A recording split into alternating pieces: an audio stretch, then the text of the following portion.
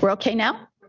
All right. So my name is Karen Ross, and I'm the acting chair for today, and I'm calling the meeting of the California Strategic Growth Council to order.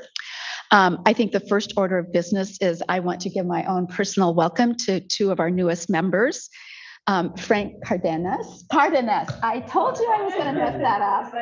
I was telling him about my problem with pronunciation sometimes. So Rohan, I am going to pronounce your last name. Krishna. Oh, I'm so sorry. But I want to welcome you and thank you both for being here today. And to also take this opportunity when we go through our welcomes, we're going to ask you each to give a brief introduction to yourself, but also to acknowledge former member Michael Fladd. Michael, it's so good to see you. And thank you for your years of service on the council. It was a pleasure to serve with you. And to also acknowledge Dr. Mark Starr, who represented the Department, Health and Human Services and did it very well, but we're so pleased to have you with us. So welcome to our newest members. And with that, I would like to turn it over to Matt Reed, who is the SGC staff counsel, who will call the roll for us today. Thanks, Matt. Thank you, Secretary. Secretary Blumenfeld. I'm here.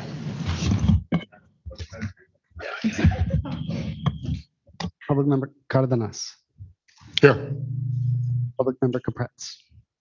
Here. Secretary Crowfoot. Here. Undersecretary Grant. Present. Secretary Omashakin. Present. Chair Ross. Present. Deputy Director Radhakrishna. Present. Chancellor Munoz. Here. Designee Sloan Viola. Present. Chair, we have a quorum.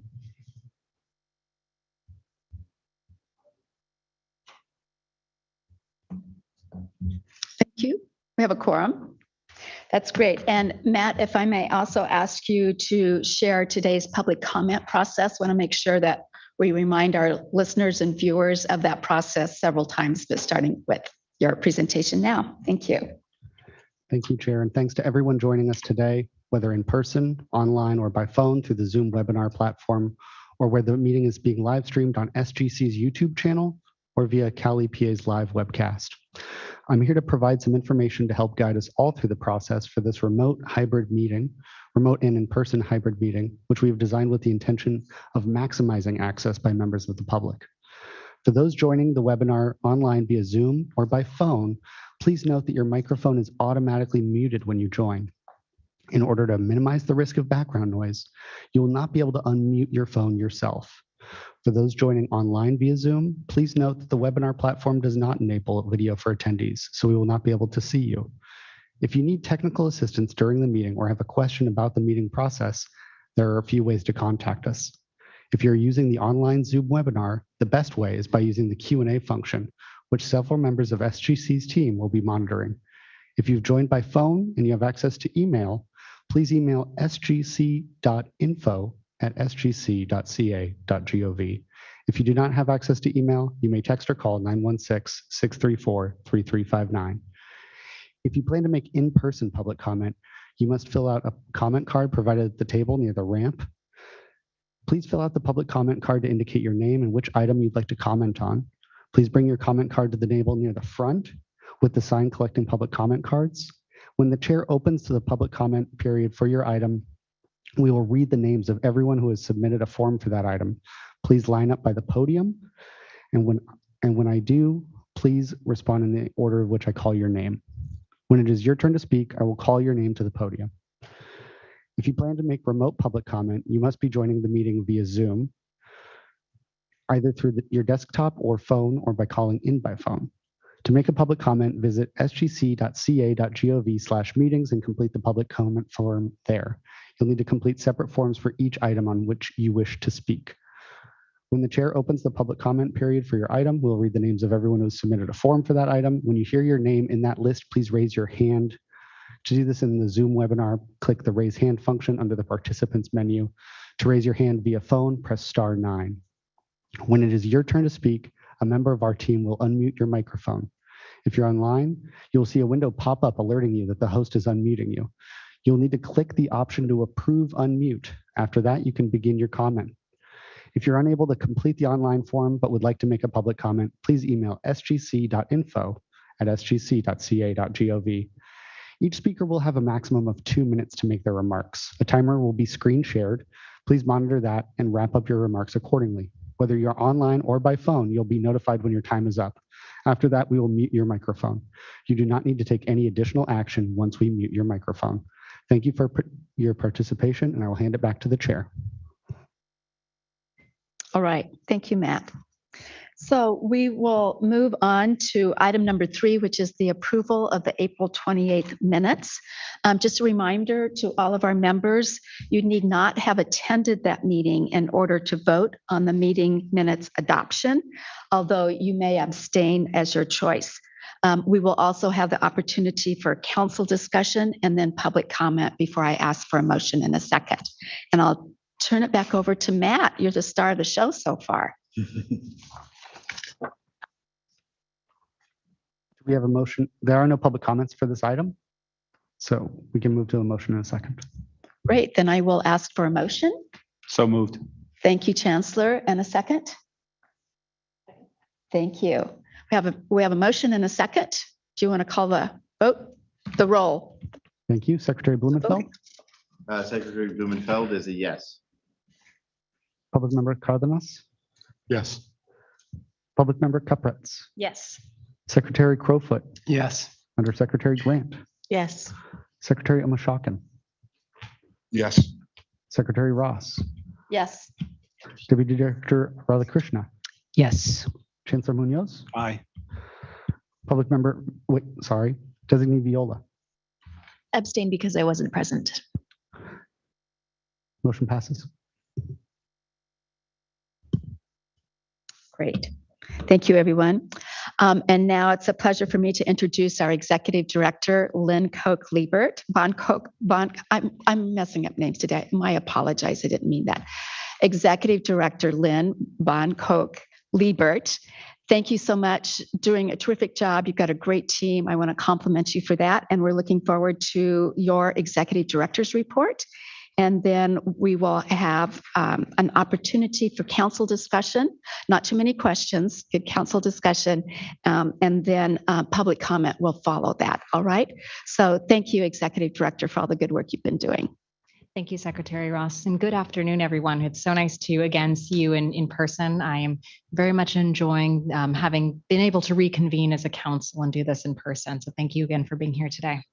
So I do want to start by welcoming Public Member Cardenas. We are very excited to have you join the council. Your years working in public sector and your expertise in law is going to bring so much emphasis to our work with climate change. So thank you so much. And Dr. Radhakrishna, welcome as well. We are so thrilled you've already played such an important role with helping us launch the Racial Equity Resource Hub, and we look forward to your continued voice here on the council.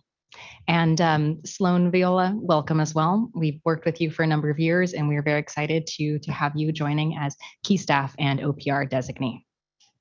And I do want to take a moment to also thank Mike Flad for years and years of supporting the council. 5 years ago, when I joined the state and started with the Strategic Growth Council as a key staff member for Business Consumer Services and Housing Agency, I joined around the same time that Council Member Flad did, and he has been a consistent voice of clarity, local government support, and mentorship to me, both as a key staff and now as the executive director. So just so much gratitude for the time that he has spent in the council, and wishing him so much luck in the many appointments that I'm sure he will have in the future. So thank you.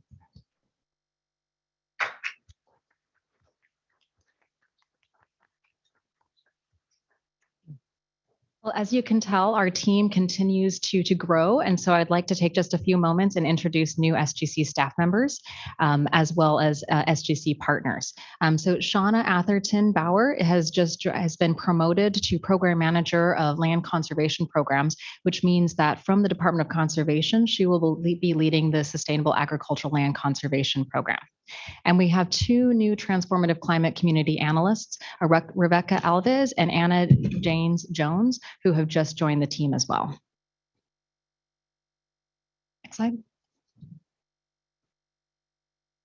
Oh, can we go to the next slide, please? Thank you. And we are very excited to welcome a large team of new SGC summer interns. So between SGC and Office of Planning and Research, we have 15 interns who joined our team this summer. And as we had mentioned earlier, really exciting because this is our inaugural paid internship program. So our team took a tremendous effort in outreach, making sure that we were finding candidates from all across the state who are able to come and work on really important programs over the summer. So welcome to the SGC interns. Now I'll take a moment to just reflect on the Housing as a Climate Strategy tour that we took last week as a council.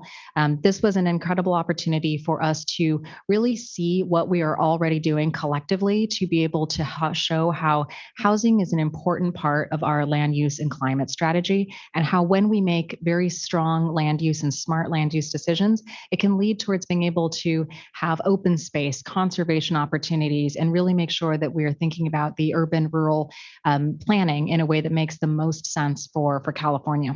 So we visited 4 sites. We visited an infill infrastructure grant site in West Sacramento. We visited an affordable housing sustainable communities project in Davis. We also visited a healthy soils program in Davis and a conservation easement program as well through the agricultural land conservation program, Gill Ranch, outside of Davis as well. And I think you can see from the great representation we had, it was also an example of how well interagency coordination can work, and how when we think about our programming and our policy holistically in cross coordination, we can really achieve so much more together. So thank you so much for all the work that went into putting on that tour, and for the many council members and key staff who joined us that day. Okay, so just a couple updates from SGC. So first is the core learning cohort. Now on May 18th, the Public Health Institute and ONG Racial Equity Collaborative hosted the first session of the 2022-2023 Capital Collaborative on Race and Equity. So this is, of course, the training program for California state government entities to learn about, plan for, and implement activities that embed racial equity approaches into institutional culture, policies, and practices. The opening focus of this session was really on advancing racial equity and thinking about what the specific role of government is in this space. As you can see from the slide, we had a great new group of cohort participants, and we are excited to see that membership continue to expand each year. Really importantly, as we look nationally, the work that's happening in the state of California and the number of years that we have been running this program through our partners with PHI, we're actually seeing other states that are looking to California as an example of how this can be done. So, lots of gratitude for all the departments and agencies that have continued to make the space and time and effort to participate in this important curriculum. Now we have quite an active calendar coming up over the next couple of months for our programs. As relates to our notice of funding availability, in June for the Sustainable Agricultural Lands Conservation Program, we have acquisition pre-proposals due, followed by July planning proposals due. For our regional climate collaboratives, application pre-proposals are due in July, and for transformative climate communities, our final applications are due in July. And then our guidelines will come to the council for the affordable housing sustainable communities in October. So very, very busy coming out of the summer and into early fall. Now, I wanted to take some time today to share with council members and the public some of the changes that we are incorporating into Strategic Growth Council. So the first is really on this idea of how we're structuring ourselves to make sure that we are able to take the long vision and think about strategic growth with a longer time perspective. So what we'll be instituting over the coming months is a new annual cadence that will really take some of the great work that has been happening within the teams, institutionalize it, and help us be able to level up the work that we're doing. So the first thing is we're going to shift into a different planning cycle where we will be using our calendar differently. We'll take our annual report to the legislature, use that as a document to really showcase the learnings and the models of what we're learning in our programs, our initiatives, and our pilots, and lift those up through that process in November. We'll then be launching our first annual conference, where it'll be the Policy to Action Conference, and that will happen in February of this coming year.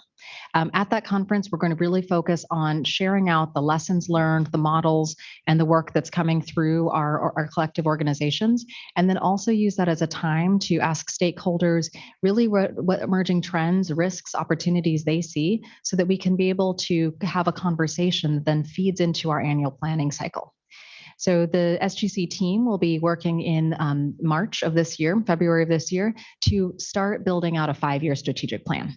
And then from that strategic plan, which we'll bring to council for adoption, we'll then use that to define annual action plans that really hold us accountable to meeting the metrics and the goals that the council approves for our group collectively. What we're hoping also from this process is that the work that comes from the conference that feeds through our action plans will then continue to drive more inputs and inspiration for additional models and lessons learned, best practices that we can continue to push out through our annual process.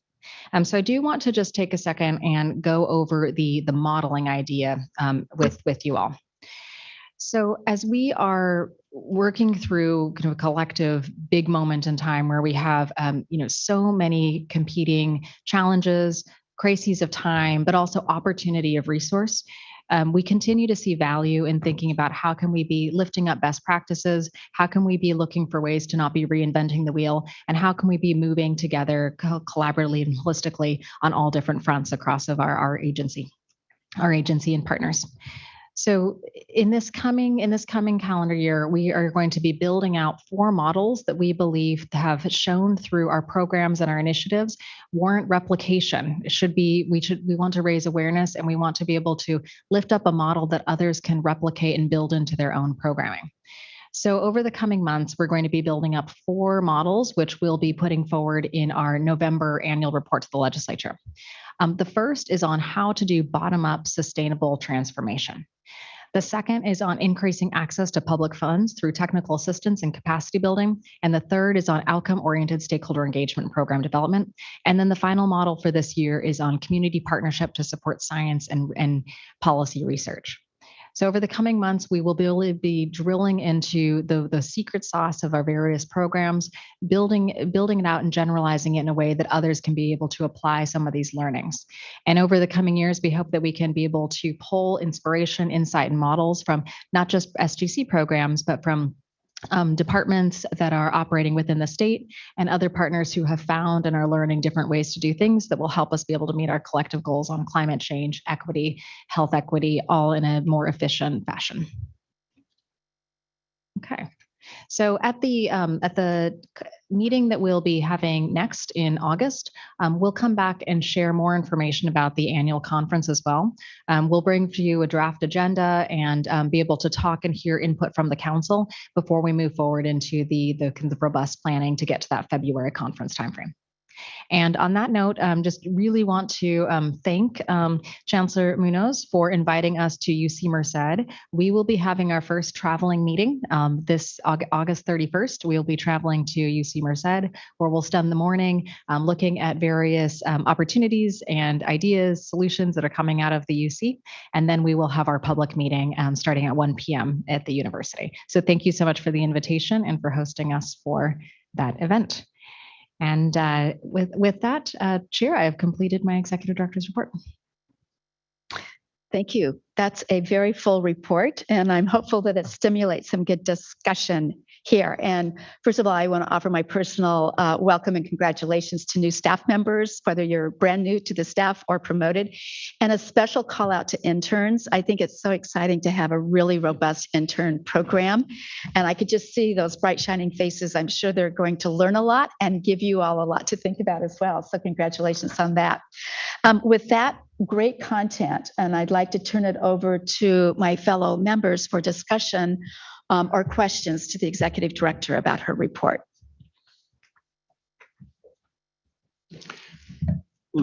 Just a question about the kind of reaction you've had to the announcement of a conference and that kind of gathering, which I think is a magnificent opportunity to bring a number of people together to discuss not just the issues we're aware of, but those that they might bring to your attention.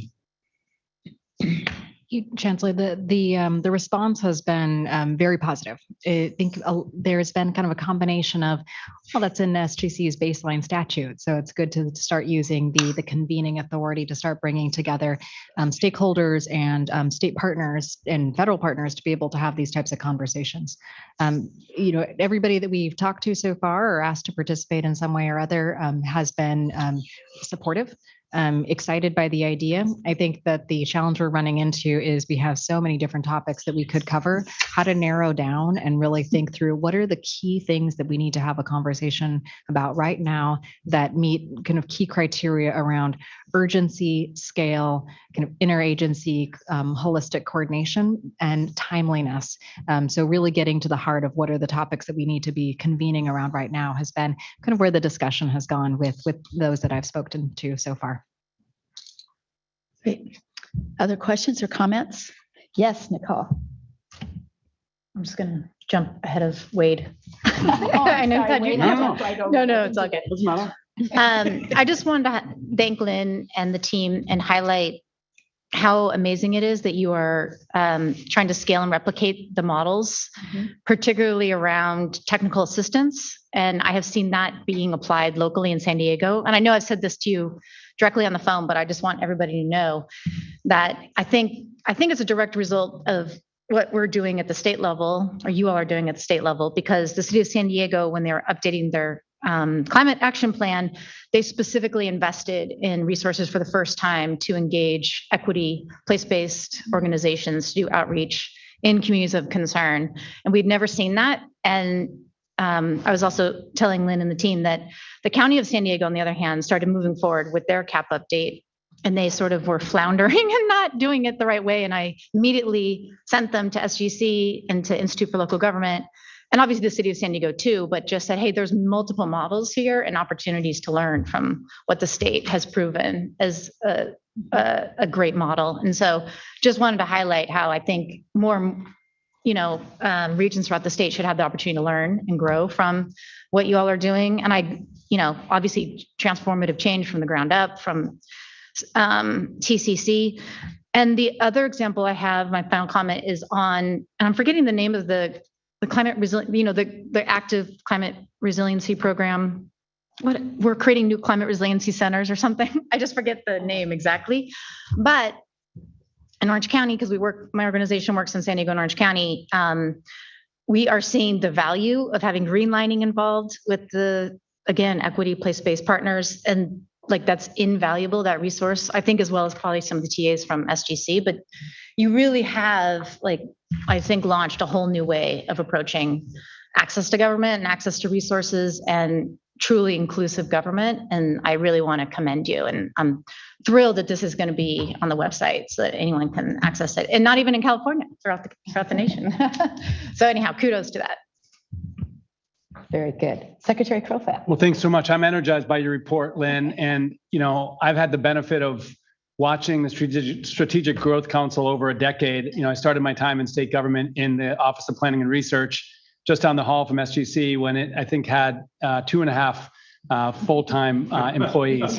And I would describe the arc or the growth of SGC in sort of 3 chapters. The first being formation. When that statute came along, just how are we creating this very unique council, and what is it doing, and how can it actually shape growth in the state? And then the second chapter was really program development, where a lot of our predecessors spent a lot of time and energy helping staff build programs. And now I think we have really best-in-class programs thanks to staff, whether it's the affordable housing program, certainly the transformative climate communities, sustainable agricultural lands program. And this new chapter, I would term as integration. So how do we actually make this more than the sum of our programs? How do we actually use this body with the agency leaders and key public appointees to really integrate our efforts? And I was so impressed with the tour that occurred in Yolo County last week, which I got to take part in the last little bit of, because you're really talking about how does a community grow in sustainable, equitable ways and protect, nature and open space. So I just thought that was a real aha moment that this is really, really gelling. And I love your idea of using the convening power of this body to bring people together. The idea of an annual conference is great. Policy action conference, excellent. Building out models and then using SGC as a hub that we can learn from each other.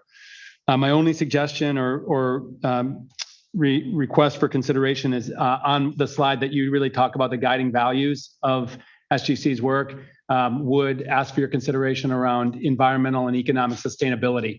Just given the forming statute of SGC and the work that we do, ensuring sustainability on all levels.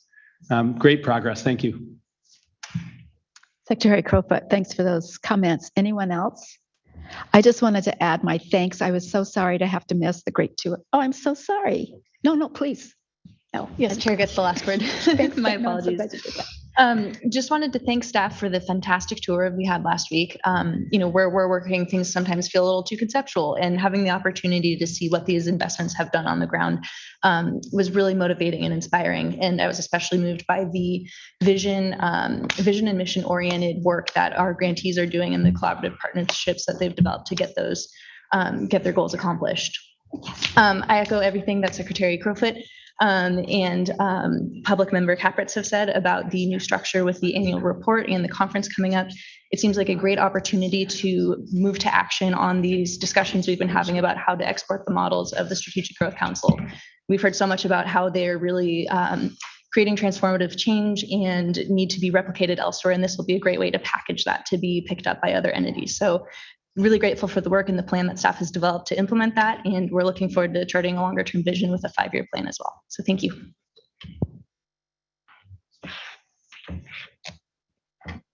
Madam Chair. Yes, sir. Great. Your inaugural comment. My inaugural. It's on the record now. First thing I do is interrupt the chair. I just want to also offer my thanks to our executive director.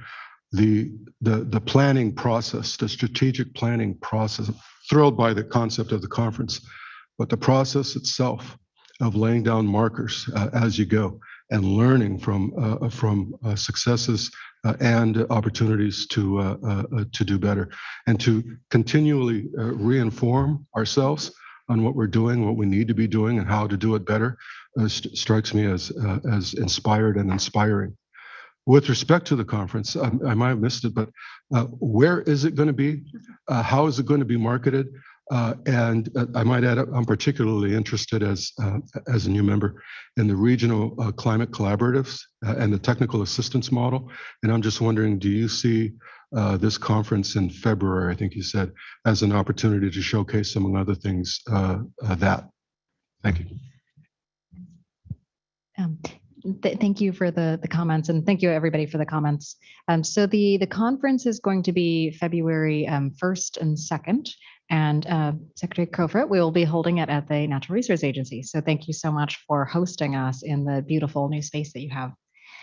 So in terms of marketing and outreach, we are very early in those stages. I think our plan is to really come back to the council in the next meeting with more information about how we'll be setting the agenda, how we'll be showcasing and sharing what the purpose of the conference is.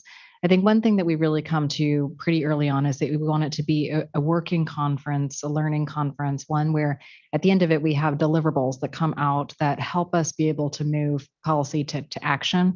And so as we think through making this a conference that has kind of a very a clear objective that will then inform how we do our marketing, our outreach, invitations, and making sure that we're bringing folks in who are going to be part of that participatory process.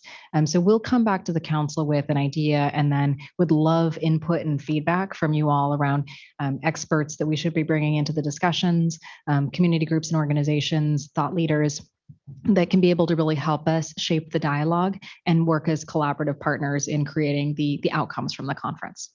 And then as it relates to the new program, the community resiliency centers, I think it might be a little bit early to be able to bring forward lessons learned on the program. But one of the things that we are already seeing is that the stakeholder engagement that has gone into building that program is really rolling up to be one of the models itself. So the stakeholder engagement process that we'll be modeling out and sharing, that has been taken to the greatest degree with that program, because I think that program built on the programs preceding it in terms of how to reach stakeholders, how to make sure there's access, how to have regional conversations, how to include tribal governments and affiliations within the process. And so the accumulation of that process becomes one of the models in itself. So you'll see it in that sense, a little bit less in terms of the outcomes from the program, because it will be a little bit new at that point to be able to share those lessons. Okay, I want to make sure. Yes, Secretary. Thank you, Madam Chair. And just one final comment on the tour from last week. I want to thank the director and staff. It was a very good visit. I was glad to have the opportunity to be there in person. Like was mentioned before, from conceptual to actually seeing it in reality are two different things. And not only is it as we all know, not only is it a climate strategy, it's an economic strategy, it's an equity strategy, and just seeing how all those elements or pieces create this system that we're all fighting for, this better system for people. It was really good to see firsthand. So just want to commend staff and the director for a very good visit. I was able to see the first part, and Wade replaced me as Secretary Crowfoot on the second part. Thank you. Now I feel even worse that I had to miss it.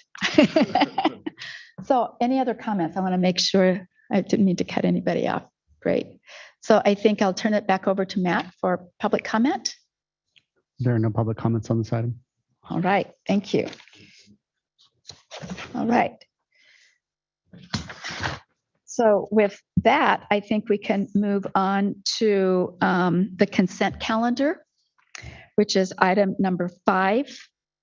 And just to give you advance notice, I believe we're going to switch items 6 and 7 and reverse the order of those 2 items. So we're happy to do that. But now we will move on to item number 5, which is the consent calendar. This is the routine and non-controversial business. The item that we have listed here relates to the Sustainable Agricultural Lands Conservation Program. It's an award that was made in the fiscal year 18-19 in round 5. And it's pretty self-explanatory. I think this usually comes back as a result of raising land values and appraisals. Yes, that's correct.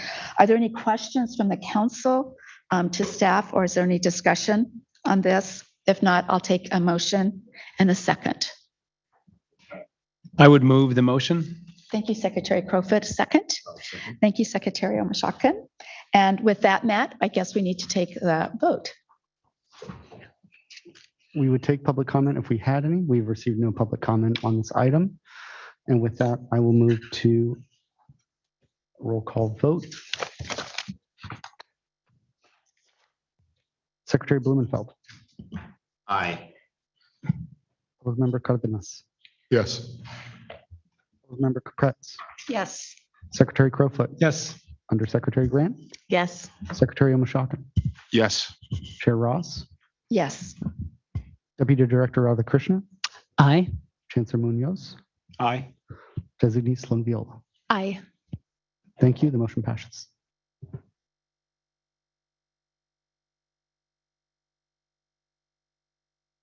What was item number 7, which is the California Transportation Assessment, AB 285. Do I turn that over to you, Secretary, or do you have staff? First, Okay. and then I'll come in after. All righty. Thank you.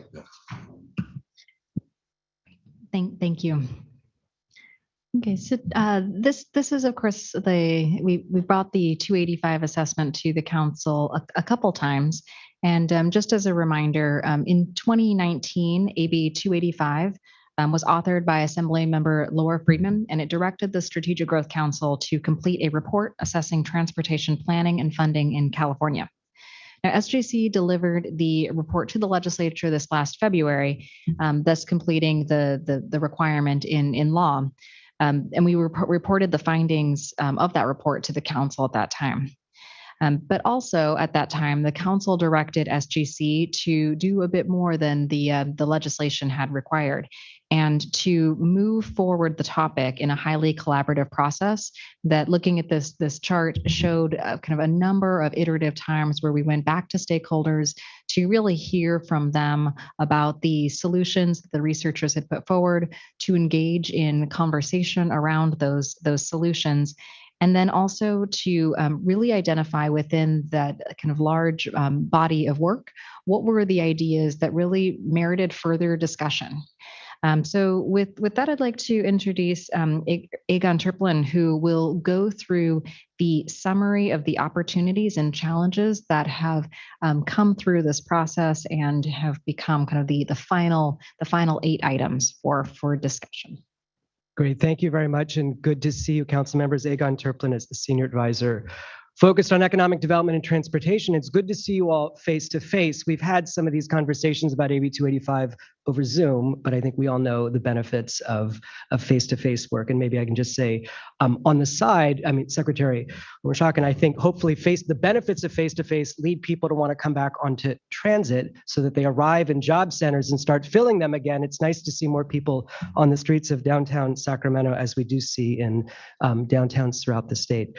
So what we wanted to do was share with you some of what we heard of the last couple of months. The direction that you all gave was, this is wonderful to see the research from the UC team. They had a number of recommendations, but I think we all know that going out and talking to people and building a set of actions that can go forward that have some resonance with the variety of stakeholders in this work is what's needed. And so we went through, starting in February of this year, have many conversations. You can see a kind of short summary here. I think there's kind of 2 points to raise out of this, or maybe 3. One, we tried a number of different mediums. We got comment letters, we had presentations at public meetings, joint CTC CARB HCD meetings. We held our own public webinars. We had a survey, a series of focus groups of different organizations. And so a fair bit of participation in that in different mediums. Second point is, we heard from people from all over the state, not every county in California, but actually reflective of the different geographies. And we actually did a couple of very targeted conversations with the San Joaquin Valley, with some organizations in San Diego. Thank you, Member Capretz, that suggested some folks in San Diego with various regions. So I think we had a variety there. And then also different types of institutions, different types of organizations, advocates, transportation stakeholders of various. So I think we can say we heard from a wide range. We can always hear from more people, but I think what you are going to hear is reflective of a wide range of perspectives. And what we've tried to put together tries to hold all of those in one space, right? Kind of the 8 topics that we came to. And before getting into those, just wanted to make kind of an introductory point of kind of 2 overarching ideas I think we heard. The first, we heard across the board from a number of people that state leadership in setting the vision is really key to move forward a lot of these ideas. And so that theme will keep coming back, but having the state really be clear about, this is where we want to go, this is how to get there, is critical, because these are very complicated issues with a wide range of perspectives and a wide range of institutions that are all working at this, but having a unifying perspective from the state is really critical. And then the second, in part because there are so many institutions involved in this, working in a deep partnership at all those different levels is the only way to move this forward. I mean, certainly there can be legislation, certainly there can be critical action on the part of the state, but we, in some of the conversations, including some last week with county sales tax directors and MPO planning directors and others, that sense of how do we move this agenda collectively and learn from each other is what's important. So these 8 are reflective of what we heard. In some ways, we heard competing perspectives, but what we're going to try to do in this conversation is give you a little bit of the quick context for that. Here's some actions we heard. Here's some of the opportunities people raised about why this is a good idea now. And also here's some of the challenges. So this is kind of the sum of what we heard across. So we can go to the first one here. So we'll try to do this reasonably fast so we can hear your perspectives. First, this is really a land use one, right? So this was a transportation assessment, but we all know that if we don't get the development in the places where people are going to end up walking more, in a sense, driving less, having the infill happen, we're not going to meet our climate goals, and the transportation system is going to have much more demand. So the context here is infill is assumed in all our regional plans and many local government assumptions, but it is not happening more quickly enough. The tools that we have are not sufficient to truly drive the change and the growth and development that you saw some examples of in YOLO and in many places. So a couple of the actions we heard, and this is reflective of that idea of the partnership. How do we accelerate infill, but really put the dollars into the infrastructure in the climate smart zones that are going to lead to communities where people can walk, they can take transit, and they can get around differently. But we do it in a way where we identify true roles for each level of government. So one of the ideas we heard through this was really leverage the role of the MPO as setting a growth vision for the place to identify those climate smart growth zones within their respective metropolitan region, have local governments opt in to saying, yeah, we want to see growth in those kinds of places, but then the state kind of backfills it with some tools to really make that happen. Now, how wide those tools go becomes a question mark. And in a sense, on the one hand, we heard people saying, we really would love to see some of those tools and tax increment financing that had existed previously in California. But I think we all know the prior version of it didn't have a kind of climate frame and was much more local governments could decide on their own what quote unquote blight looked like. This was much more of a notion of how do we bring more of that climate frame to the equation, but back not just the TIF tools, but with infrastructure funding and alignment of state dollars. Now, if we go to the next slide, clearly this sounds to an extent like the climate housing vision that the governor has put forth. I think we heard from people kind of pushing us a little bit further in that regard, particularly around some of the tools. That's why I mentioned tax increment financing. But I think part of that idea and this notion of flexibility was something we heard a lot. How do we allow communities to take dollars to design a solution that works best for them, but not have it be so fragmented that they're moving in directions away from the state goals? There's certain guardrails the state sets. Here's the kinds of things we want to see, but the local communities have some sense that they're going to actually get the dollars to make it happen. So I think this idea had a little bit of flexibility combined with kind of state certainty about this is the kind of place where we really want to see growth. So it builds on that. Now, what are the challenges? Well, certainly if you set up tax increment financing and you're trying to make it really work, that could obligate the state for ongoing investment in a way. And there's a fair bit of revenues we saw from the prior system. There's also a question of what's the appropriate MPO role in land use. Some people say it should be more. Some people say, well, that's not exactly their space. And this would really be a step more in that land use perspective of where really these zones should be and some of the assumptions in a sustainable community strategy being brought forth more clearly. And as I said, others say that's not a big enough role. We really want to see a bigger place. And then lastly, I think this idea of we don't have a consistent definition of infill makes it hard when you say we want to achieve infill. Well, if you look at the state statutes, there are about 6 or 7 different definitions of that. Many people, and Secretary Crowfoot probably worked on this at OPR, and it's been happening a number of times. How do we consolidate those definitions into one? So I spent a little bit more time on this one than others, but this is a little bit to give you a sense of how we've approached this. Of kind of here's an idea, here's a topic, a couple of ways to go about it. There are opportunities to build on, but there's also challenges associated with that. So we will spend less time on the subsequent ones, but ultimately the report that we're going to be sharing is going to have this basic structure. So let's go to the second one. So the second one was coming from the idea that a lot of the metropolitan planning organizations have passed these plans, and the plans, by and large, have been adopted by CARB, and they meet the GHG goal, but the critical challenge is implementing them. How do you actually see both the investments on the ground that move the agenda and the policies? And we know in many places, the first point, the infill is not happening enough. So an idea that emerged was how do we have additional flexible funding that can be used to implement the plans? Now, flexible funding, you see in parentheses, with clear guardrails to assure alignment with state goals. It's a little bit, right? It's not just here's funding to do whatever you want. Here's funding to design an implementation strategy most clearly aligned with state goals, but tailored best to the needs of your region.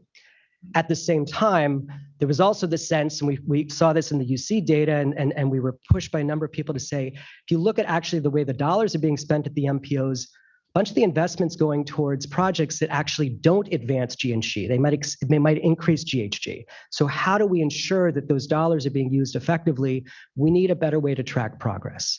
And we can get into the details of the TIP investment not being the best reflection of it. And we heard from some MPOs saying, actually, maybe the TIP plus other sources of investment might be a better way. So this is pairing additional flexible funding in line with state goals, as well as a new requirement to kind of track programmed investments at the regional scale. Sort of it's a both and. And again, we heard those from different perspectives. We go to the next one.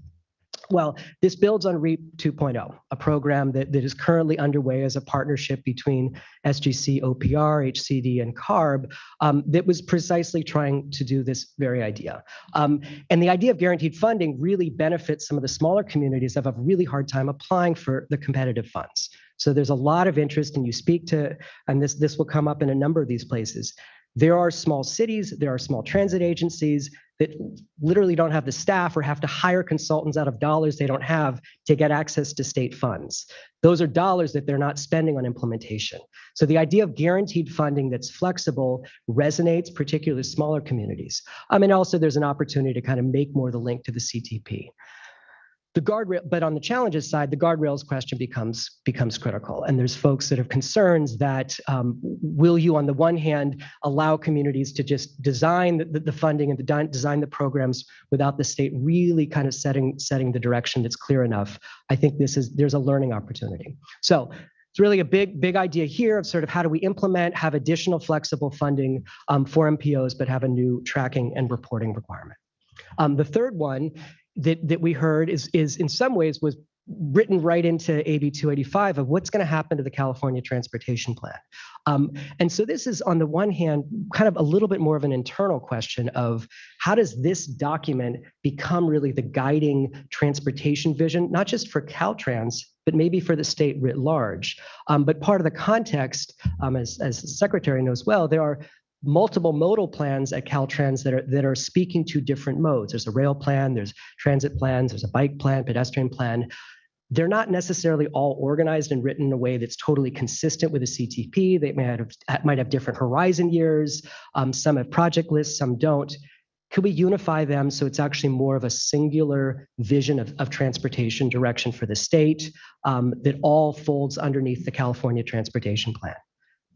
And at the same time, we heard from external folks, there's a lot of assumptions in that transportation plan that it's not exactly clear what it's going to take to get to the 80% reductions by 2050. What's the price of driving? And the state is able to put policies in without the fiscal constraint that a regional plan has. Regional agencies are fiscally constrained in what they're able to do. The state isn't. Now that's effective because you want to be able to have a visionary plan, but on the other hand, it's not clear what the gap is between your vision and the policy and financial realities that you're existing within. So we heard quite a bit from folks really to include a gap analysis as part of that plan.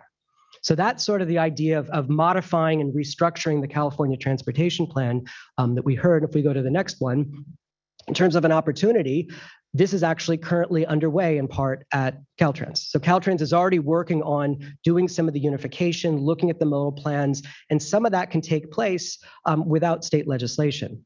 However, larger changes to the CTP do require legislative. And I think what the CTP looks like is in part driven by legislation. So that's sort of, first on the challenges side. The other thing, there's some sense that it would be technically difficult to do this gap analysis and trying to understand it and really kind of getting in the weeds of figuring it out. However, one could say an RTP itself has a lot of significant technical work that goes into that. And we believe that the staff at the state certainly could make that happen. So that's the third idea of really kind of restructuring the transportation plan. So we go to the fourth one here. This is an idea we heard and kind of fits within the state leadership question, is around transportation pricing. And so where does this come from? Many regional plans all across California have an assumption that there will be a change to the price of road, kind of pricing on roadways. We have freeways in California, but many regional plans did the analysis, and it seemed that on the one hand, we have declining revenue from the gas tax because of the wonderful adoption of zero emission vehicles, but they don't pay gas tax. And so there's a fiscal concern looking forward on the one hand. There's an operational concern on the other hand in terms of congestion. How do you manage that? And we've known for decades pricing is a way to do it. And then kind of thirdly, we know that pricing is an effective tool to change behavior, both by time of day and by mode. And that exists in a lot of regional plans. So there's a context for it. But a lot of regions aren't able to move forward some of those plans because there's the need for some state action and leadership on this, as was argued. And so the big idea here is how do we accelerate the state leadership on this to really allow for the regions to implement this? At the same time, we heard from a number of people, this pricing conversation is really focused on cars and roads. We actually also have to think about the cost of travel and transportation, including bikes and transit and others, and think about transportation much more broadly. And some suggested, how do we rebalance some of those costs to make the equitable and sustainable modes more competitive? And this comes up in kind of a later one as well. So this is balancing both state leadership on the pricing that people are talking about, as well as really trying to address these multiple issues you see at the bottom that I addressed. So if we go to the next one, what are the opportunities? Well, there is a work group that's, and CAPTI called for this. There's a work group moving forward as part of the implementation of that. And there's growing awareness of both the unsustainability of the gas tax financially, and the effectiveness of pricing as a tool to manage behavior and manage the system. However, I think we all know the challenges associated with this. The public is in a moment right now of high gas prices and transportation costs being high. And how does this move forward in a way that doesn't feel punitive, where people feel like they have an option to shift from driving to another mode? And so I think in part, this is where the state leadership opportunity comes in, of really explaining what the differences were. I have to say, in a number of the conversations we had, some of the stakeholders said, well, it's not clear what's the goal of pricing here. Is it gas tax replacement? Is it meeting climate commitments by shifting from driving to other modes? Is it managing the system so we don't have as much congestion? Is it all of them? And what are we talking about? Is it parking pricing? Is it cordon pricing? Is it tolls? Is it VMT fee? And so there's an opportunity to have clarity on what those different options are, and what we heard quite a bit of, actually implementing at a regional scale. Allow the regions to identify some of the models going forward. So pricing, I think, is a big one, and certainly one that we were pushed quite a bit to include. It came up virtually in every meeting. So I'll move on, and I will be quicker in the subsequent ones as we go forward. The fifth one is around kind of our state funding programs and our investments and the alignment of our goals. Kind of what are we putting our dollars for writ large, and what are they trying to accomplish?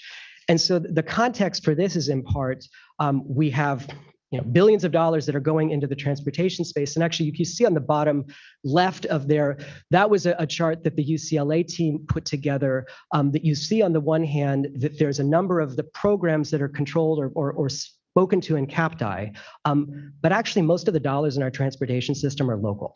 And if you look at the big blue piece of it, most of our transit dollars are actually at the local level as well, and the Fed's doing sense. So the state is not a big player in transit relative to the dollars coming from the local level, particularly in transit operations. And so we heard, given that context and given the fact that a lot of the programs that exist have been developed at different times, and the goals in transportation have shifted over time. In particular, equity and climate are much more significant now than they may have been 15 or 20 years ago, right? Where a program might have said this is about safety or congestion relief. Now, I think we know that you can do a safety project in a way that meets climate goals, but in part, those statutes are written slightly differently. So the kind of summary of this, of what we heard is, first, on the one hand, how do we clarify the alignment of our goals? What is it we're really trying to accomplish? Is it the 7 goals that are listed in the California Transportation Plan, or 8, I'm sorry, that are there on the bottom of the screen on the bottom right? So we start with that.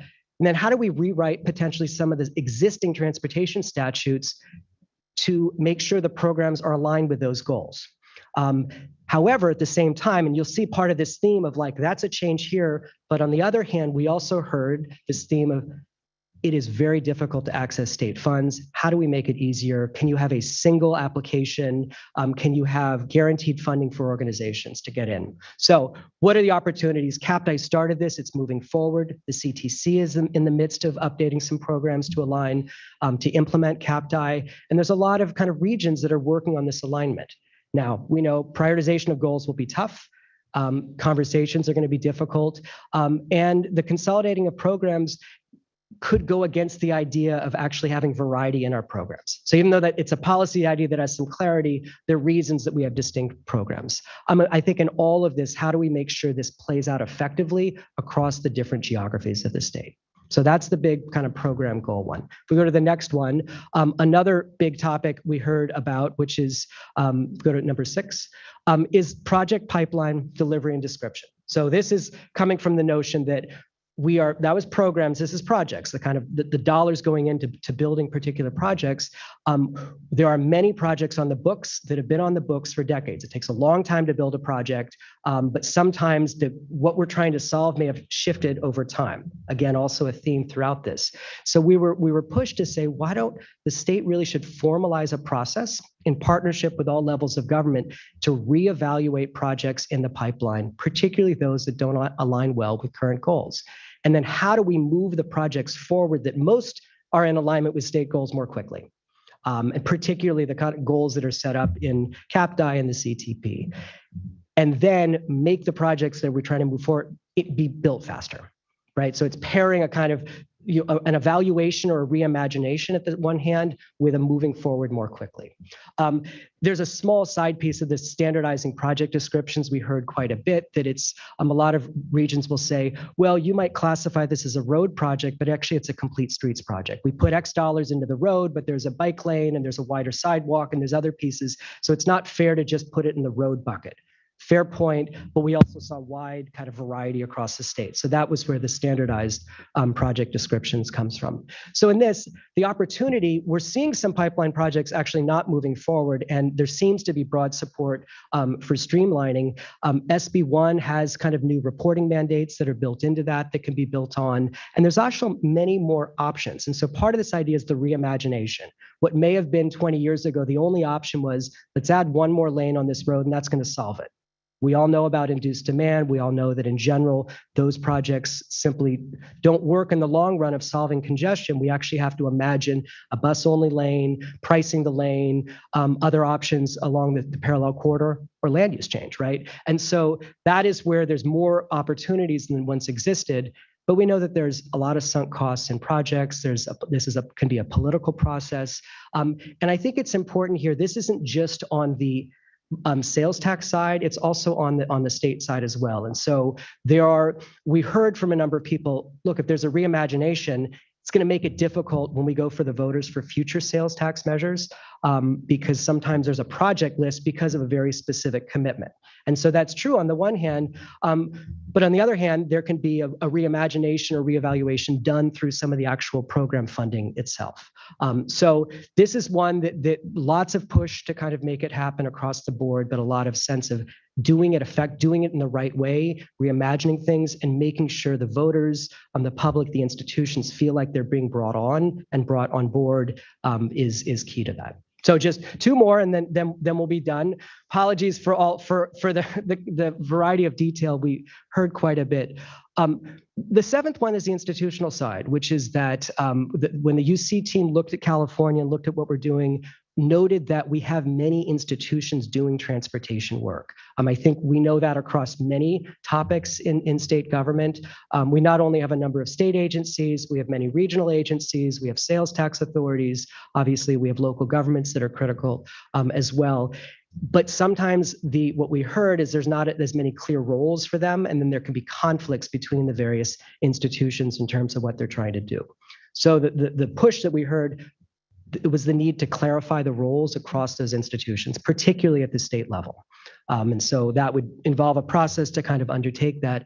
But the second one is to really imagine how the MPO can have a clear role in some of the project approvals and the implementation side, which requires a conversation with local governments and the legislature. So to go to the next one in terms of the opportunities and challenges, there has been change in some of the state institutions. There's new voices, there's new perspectives, and that can be built on. I think there's also growing awareness that the institute or the structure that we have, the policies, the institutions, the funding, the alignment, we're not meeting the targets. We're not moving forward quickly enough. That's kind of the backdrop to all of this. That's why AB 285 was asked of SGC. So what do we do differently? Now, obviously, changing institutions, changing authorities is difficult, but we continue to get people to say, you can't leave this out.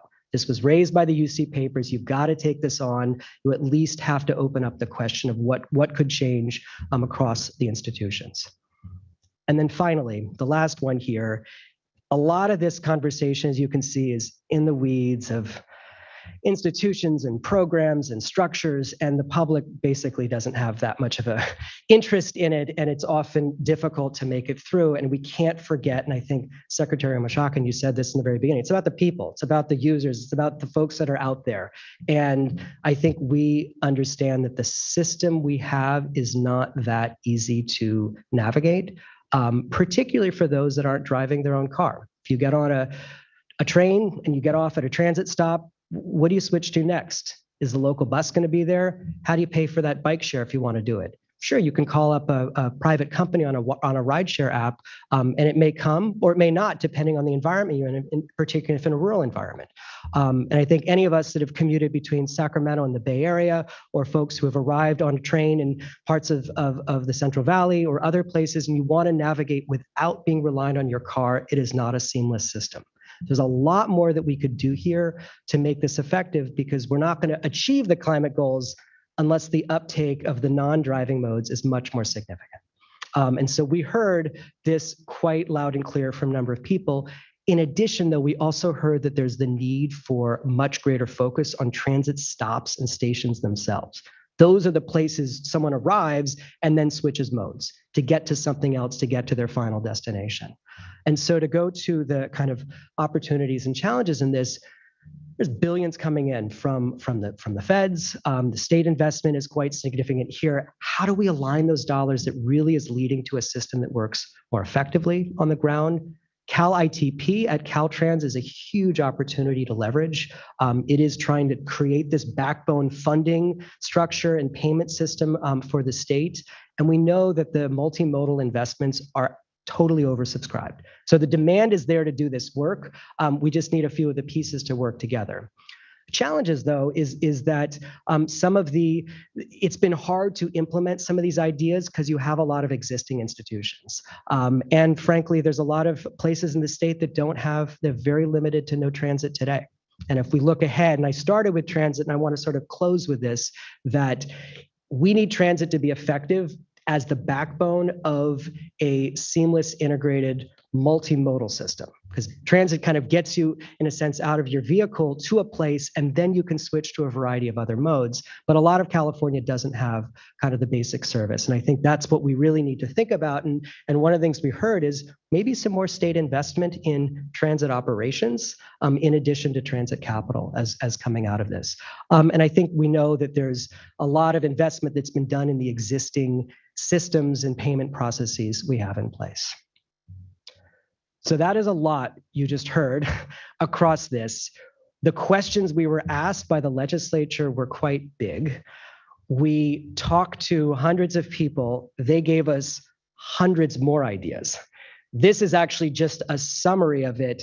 And I think to kind of to close around this, this is our summary of what we heard. These are not the administration's top 8 priorities.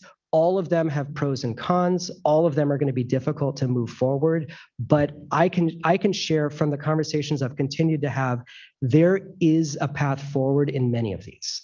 But I think that path forward combines what I started with: state vision and leadership that's clear, and true deep partnership working across all the different levels of government. So I know we have some discussion questions. Pass it back to you, Linda. Set that up. Thank you. Sure. And I would just hand it back to Secretary Ross to facilitate the discussion. But we're of course here if you have any additional questions that you might have as you're thinking through your comments or your direction back to us. And maybe I would just start by saying that what we will do is after this conversation, hearing from the council, we will then finalize the paper that has the opportunities and challenges and make that available publicly at a deeper level than what Egon provided, about 2 pages per each of the items, so that there is kind of a comprehensive document that takes this forward and puts it into the public space. Great. And with that, I would like to call on Secretary Omashakin. I think it's important to hear your views. This is a very full report. It is. And has some exciting potential to it. So I find everything today is reinvigorating, don't you think? Yeah. Secretary. Thank you. Thank you, Madam Chair. And thank you, Director, and Egon. Thank you for a very detailed report. I just want to share just a few 4 or 5 general thoughts on all the work that you've been doing on this, and if the rest of the council can also just chime in. First of all, the engagement that you've done, I think you and the team are to be commended for that list that you had up. That's quite a bit of engagement. Several partners that you talked to, including some people who may not necessarily completely agree with some of the direction that came from UC and from the legislature and the bill, and making sure that voice is heard in this process, I think, is important. So, just generally, thank you for all the work that you've done there. But for people on the council and others listening who may not completely understand, because Egon just gave us the super nerdy version of this. I'm going to make fun of you, Egon, but I think this mainly just boils down to 2 real things that this bill is hoping to achieve: the policy direction and the funding direction that we have as a state should align more with the larger goals that we have for California. So if we're making transportation investments, we're making housing investments, the policies around that and the money around it needs to align with the goals that Secretary Crowfoot has in natural resources, and my fellow secretaries that are on the dais right now. So that's essentially what this boils down to make a difference, to improve people's lives in the state and make the state more livable. It can't be divergent from that, is essentially what it boils down to. But I think from a policy direction, we're doing a lot of that already. CAPTI and CTP 2050 that you mentioned are really strong documents that other states are looking to model. So we're, from a policy standpoint, I think we're putting in place both legislation and executive policy that is helping us go there. The challenge really is within our departments. How do we get the money to line up? The administration, I think all of us are paying it, especially my colleagues here. We've been paying a lot of attention this week to the budget, the governor's budget. That's a big deal. What's happening?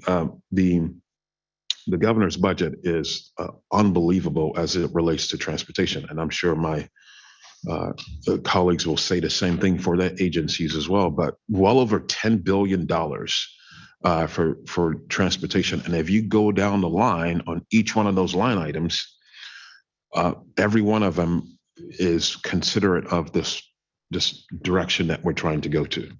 Focused on climate, thinking about equity, thinking about how to improve safety, keeping in mind economic growth. All those things are at the center of it. So the governor's budget is sending us in that direction. But like your analysis rightfully showed, at least this summary, I should say, it's not yours, it's the universities and the bill.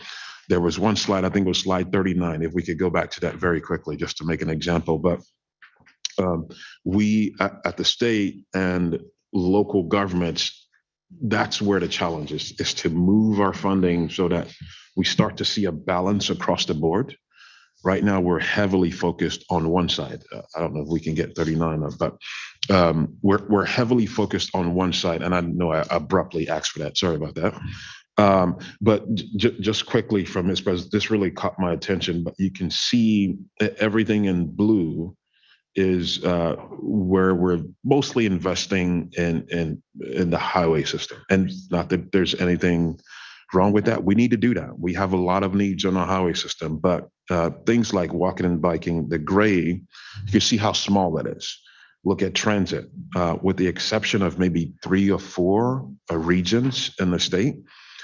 It's a lower investment. We haven't been making those transit investments and investing in other modes. So this is where the challenge is. We've got to get local, regional governments to create a little bit more balance. Not that one needs to be way higher than the other in either direction, but balance somewhere here.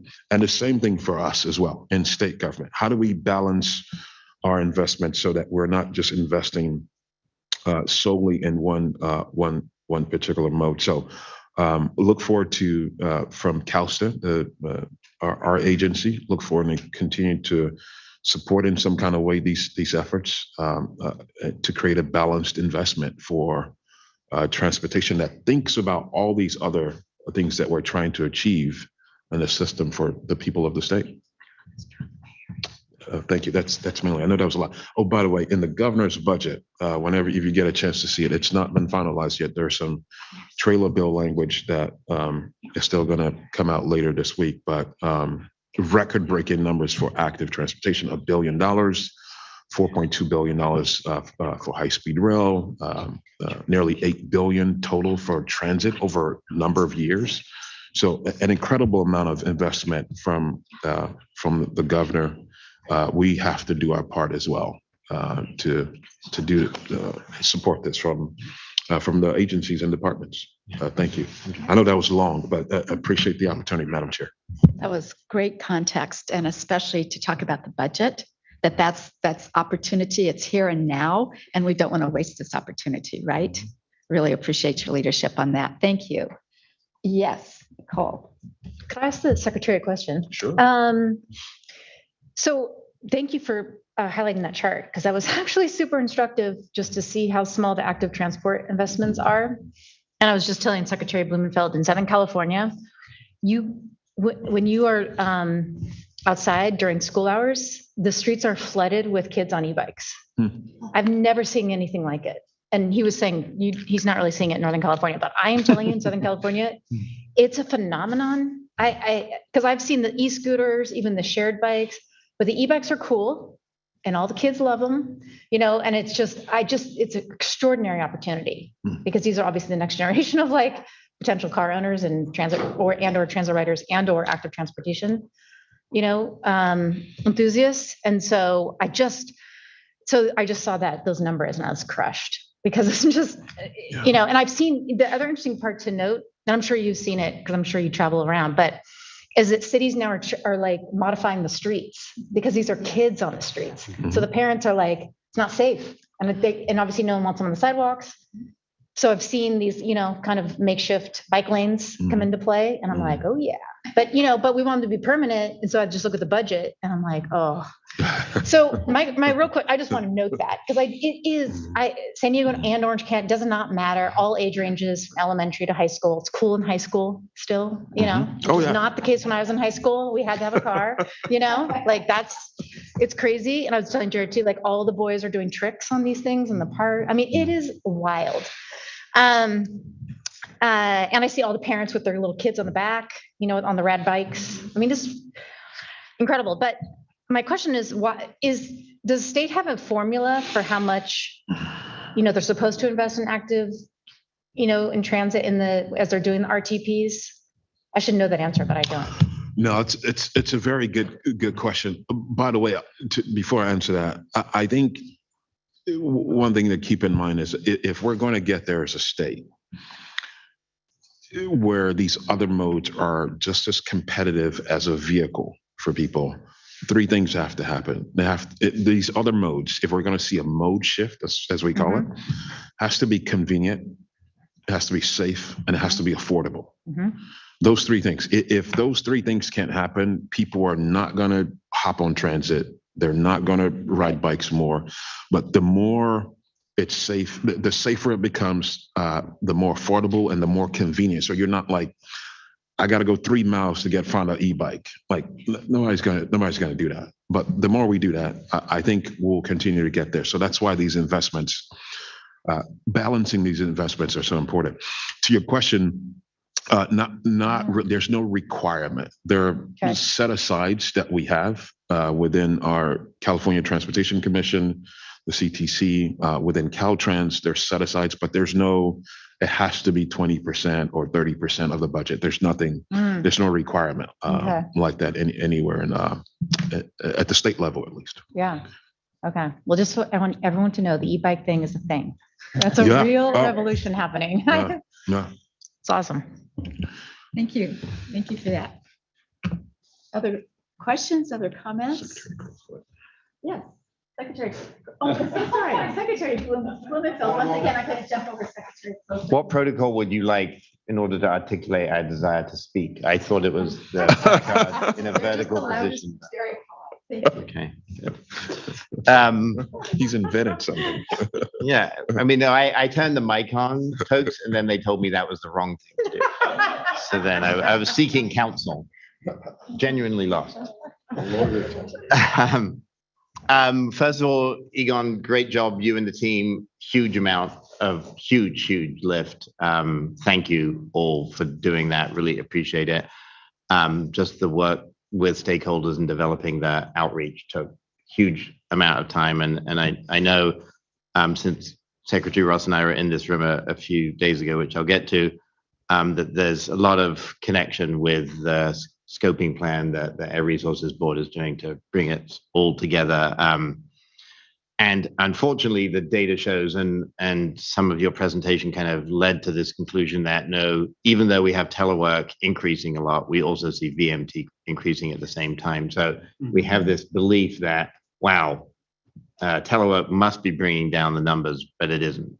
So VMT is increasing. So, and what our scoping plan really shows is that while vehicle electrification is super important to bringing transportation emissions down, it's not going to get us all the way to our goals. And so we must plan, and this is what Tokes was talking about, we must plan and fund and implement our transportation system differently if we want a chance at achieving our ambitious but necessary goal of getting to carbon neutrality by 2045. And so reforming our transportation system is not only critical for getting to our carbon reduction goals, but obviously advancing equity and under-resourced communities. And so there's a lot of plans that need to be integrated. And I guess my comments are going to be focused on a little bit as it relates to that. So we've been doing a lot of VMT planning at CARB.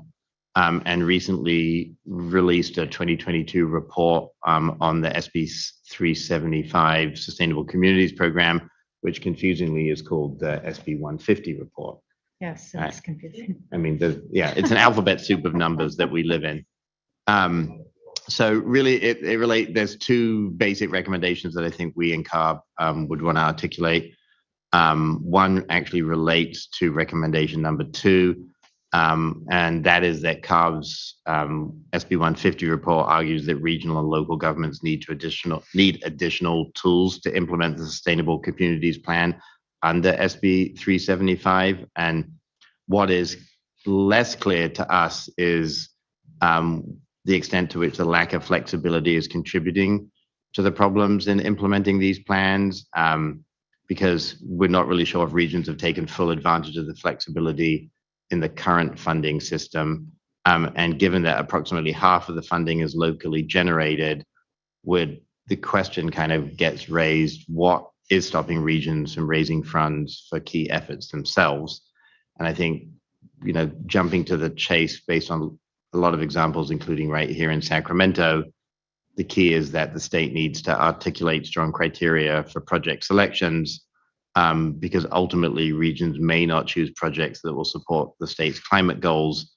And when we talk about project flexibility, you just need to really make sure that that's not a buzzword for we don't want to follow the state's lead on their climate goals, which is kind of what we worry about. We're not saying that that's where we're at, but we just want to make sure that when we're talking about flexibility, it's not doing things that exceed our goals. So from our perspective, in order to achieve that alignment between the state's climate goals and the regional and local plans and projects called for both by AB 285 and the SB 150 reports, we think it will be important that our funding programs include clear objectives and project selection criteria to ensure that projects reduce VMT and advance equity. So that would be a key goal for us. So the next one relates to recommendation number 6, that current projects in the pipeline need to be reviewed to identify and reimagine projects, including those funded by state, regional, local sources that increase VMT. So this is one of the objectives identified in both in our drafts. Our basic belief is that we won't be able to meet our goals if any of the projects that we fund increase VMT.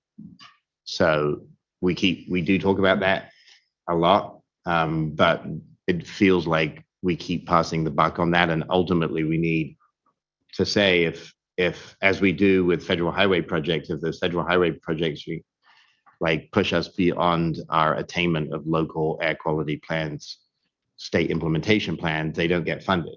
And we need to get to a place that if we show that projects are increasing VMT, state funding won't go to them. So those would be the 2 points that I'd like to make. Thank you. And thanks for all the amazing work that you've done. Secretary Crowfoot. Oh, very good. Well, thanks. First of all, I'd like to just acknowledge the sea change in leadership over the last decade on transportation in the state.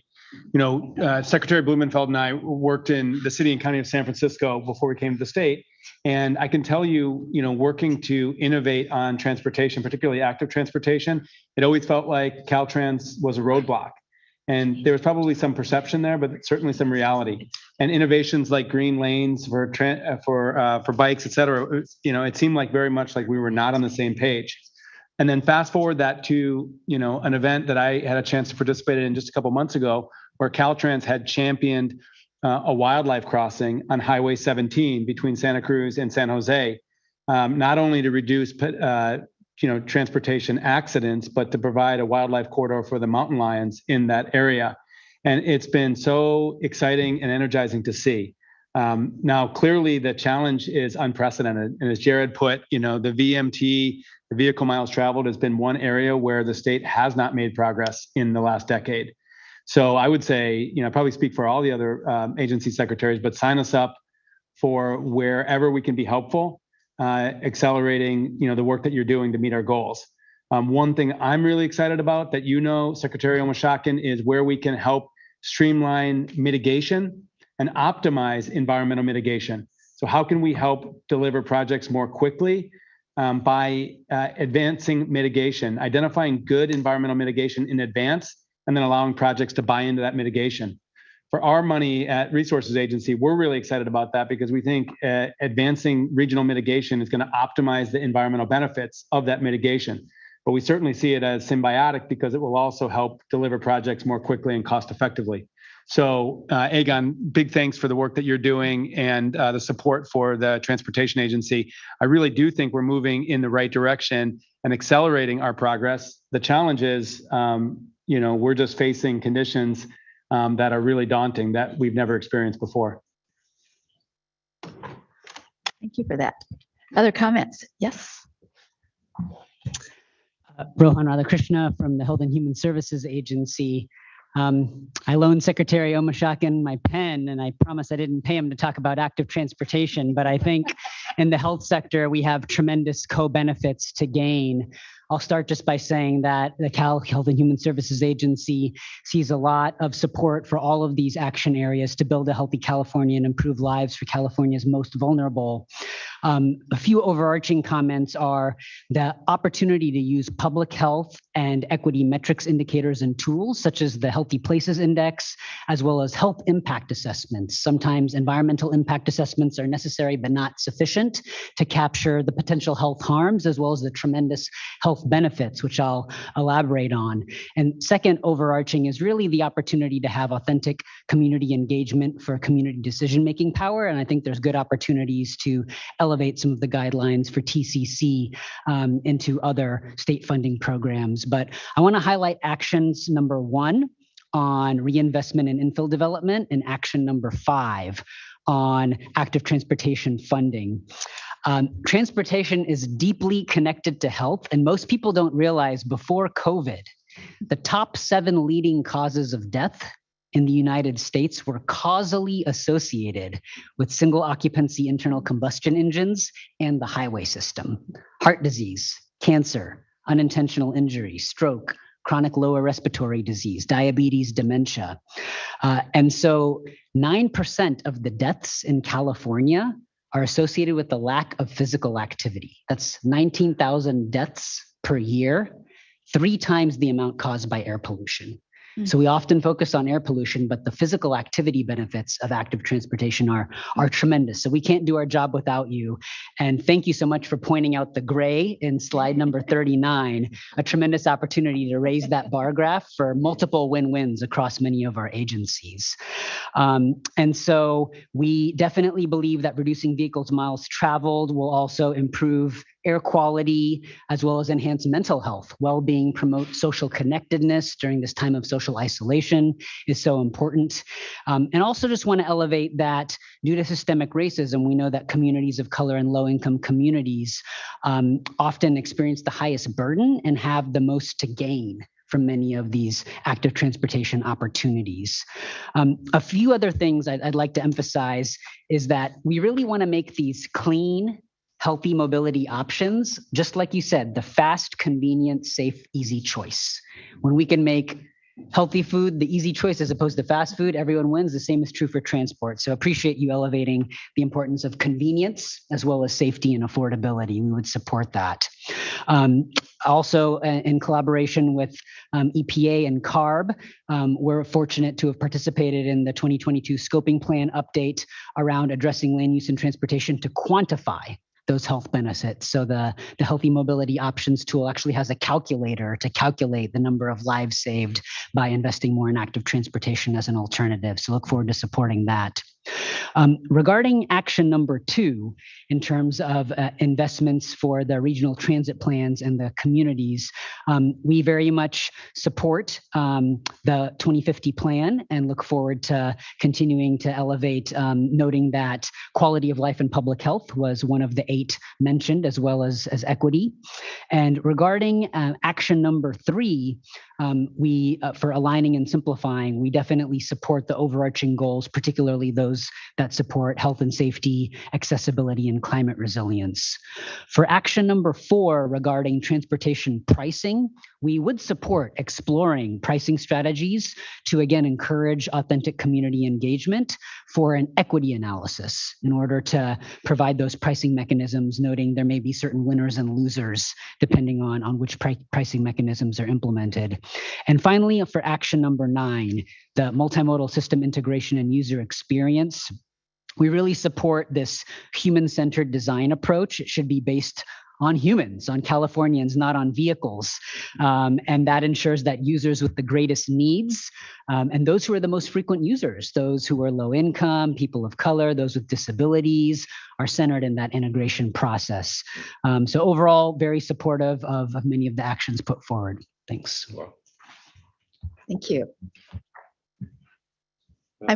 Yes, thank you. Thank you very much. I appreciate this opportunity. It's been a steep learning curve for me to try to get up to speed on everything which is within the domain of the Strategic Growth Council. It's absolutely humongous. Just the 285 transportation assessment, everything that it speaks to is mammoth. to the extent that any meaningful portion of the recommendations coming out of the report are actually followed up on, and there's tremendous anticipation here that's exactly what's going to happen. That is a mammoth undertaking. This is going to take a few minutes, so if I can just beg my new colleagues' indulgence for a little bit. I realize you've all had, or your predecessors have had the opportunity to speak to this to the assessment report since November. First, Egon, I want to tell you, I love the way that you explain things. That this can be a tremendously inaccessible policy area, but you make it very understandable. I think I was able to understand almost half of what you said. So that's an amazing feat on your part.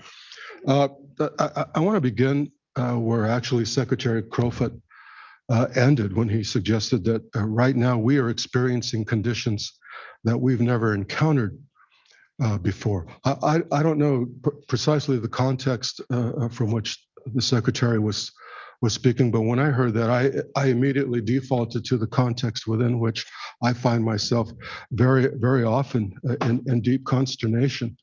And that is the fact that the global carbon budget is ticking away, and time is ticking away. I don't know about you guys, but I'm getting older real fast, and I don't have time or patience for intransigence. So when I hear Secretary Crowfoot speak of the opportunity that we have with Secretary Omashakin now in place, building on the work before him of Secretary Kim, as a former LAMTA guy, that's how old I am. Horse and buggy days, we used to call it MTA. I am extremely optimistic about the opportunity that we as Californians have to see the mobilization and the heavy lifting that you are already undertaking, Mr. Secretary, and that you're going to have to undertake if we're going to have a chance in hell of meeting our targets in 2030 and 2045.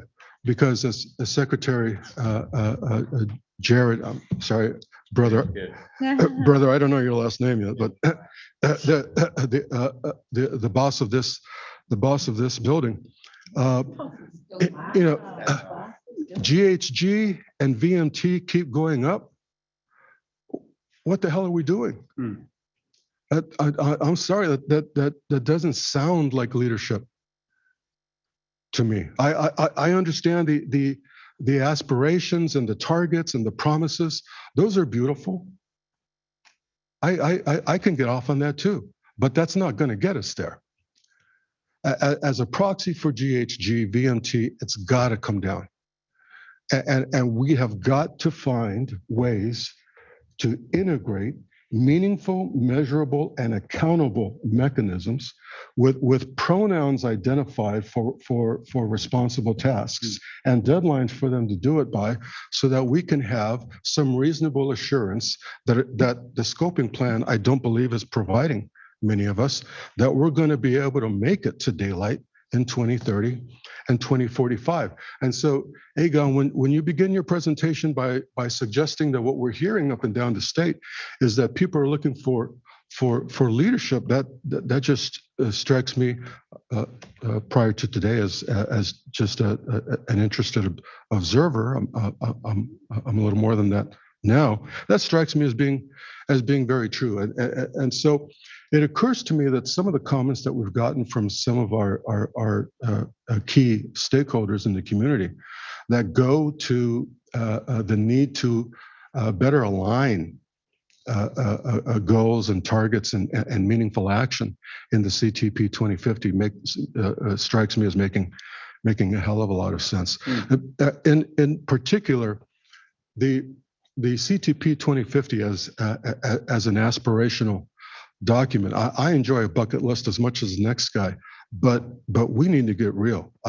We need precisely what I think you spoke to with your discussion of a gap analysis. Why not have a fiscally constrained analysis of what the best minds in the state on these issues think is actually doable and fundable by 2050? And let's then see which of these lofty aspirations we can really bank on. We task regions, MPOs with fiscally constraining their projections and their programs and their projects. We've got to be able to do the same. We need an empirical basis by which we can have some understanding that the heavy lifting that Secretary Omashakin is commencing is really going to have some some fiscal constraints. And so when I read stakeholders speaking to that particular issue, that strikes me as making a hell of a lot of sense. That way, Agon, when you suggested that the CTP 2050 is a document that said, you described it this way, it's a document that tells us where we're going to go and how we're going to get there. I agree, it tells me where we can go. I don't know that it's telling us how we're going to get there. And that, I think, is what a fiscally constrained gap analysis can help all of us do, particularly those who are tasked with supporting their boss, Secretary Omashakin, in doing what the people of the state need to be done.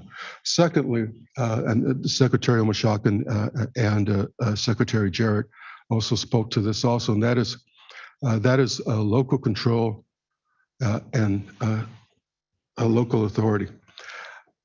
The daylight that exists between what MPOs plan and put on planning documents and what jurisdictions within MPO territories are actually able or willing to deliver, there just seems to be a little bit too much daylight. Again, aspirations versus what people are really doing. Agon, when you moderated a panel for SPUR a couple of months ago, which I thought was just terrific, and Assemblymember Friedman actually spoke to this issue, and she said something that I thought was particularly insightful.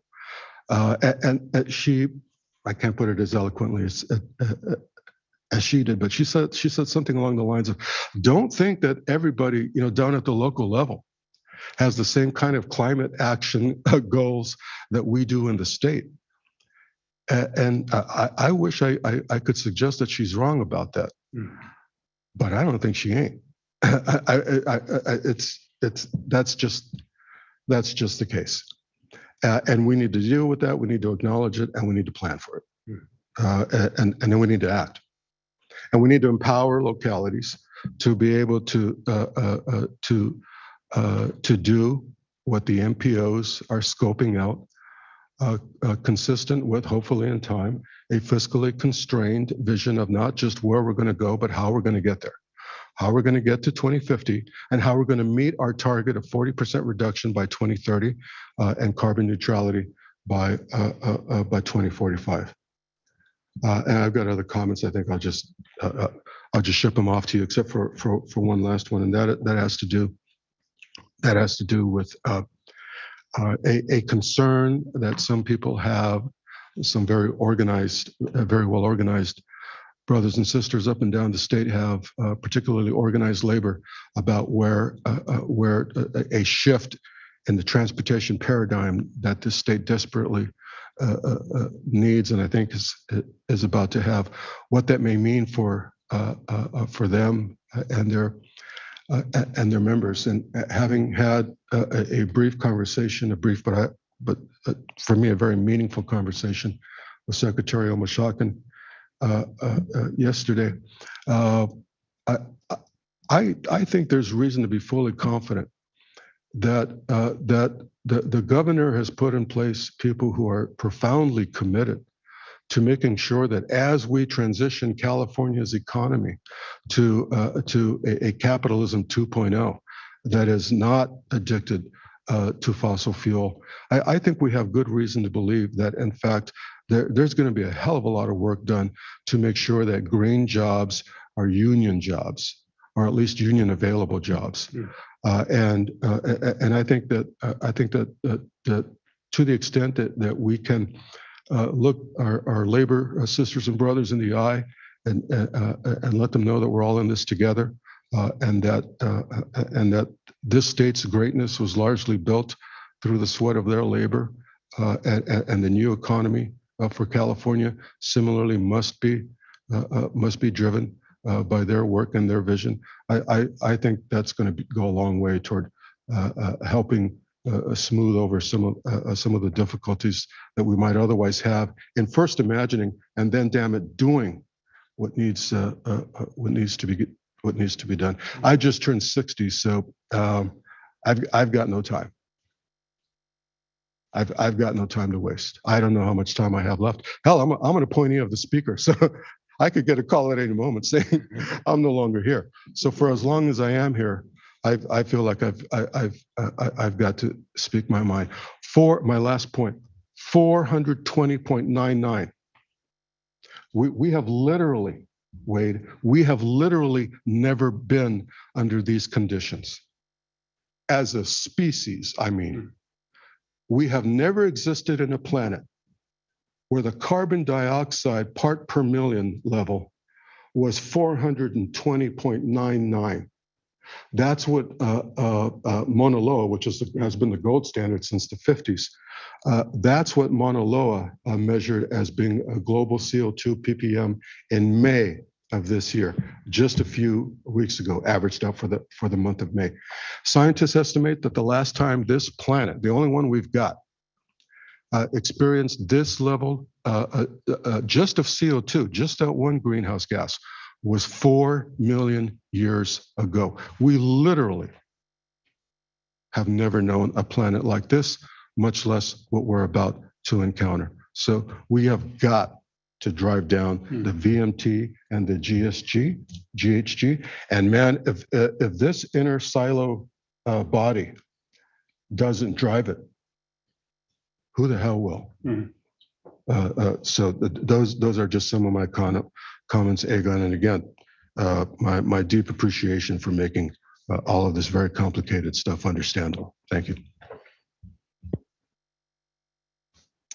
Thank you so much for those comments, very much. I do want to make sure that everyone who wanted to make comments has a chance to do that before I turn it back over to Matt, who will go through quickly our public comment process. As I understand it, we do have a couple of comments. Great. Thank you, Matt. We do, Chair. Thank you. I'll begin the public comment period by reading the names of everyone who signed up to give comment on this item, number 6 on the agenda. And we will have in-person public comment first. We have 2 people signed up to provide in-person public comment on this item. Each of you will have 2 minutes to make your comment. The timer will be presented on screen. When you hear your name, please line up by the podium in the order your name was called. I will then call you individually to the podium to speak. We've received comment cards from the following individuals: Sophia Rafikova and Bill Higgins. If you'd please come to the podium.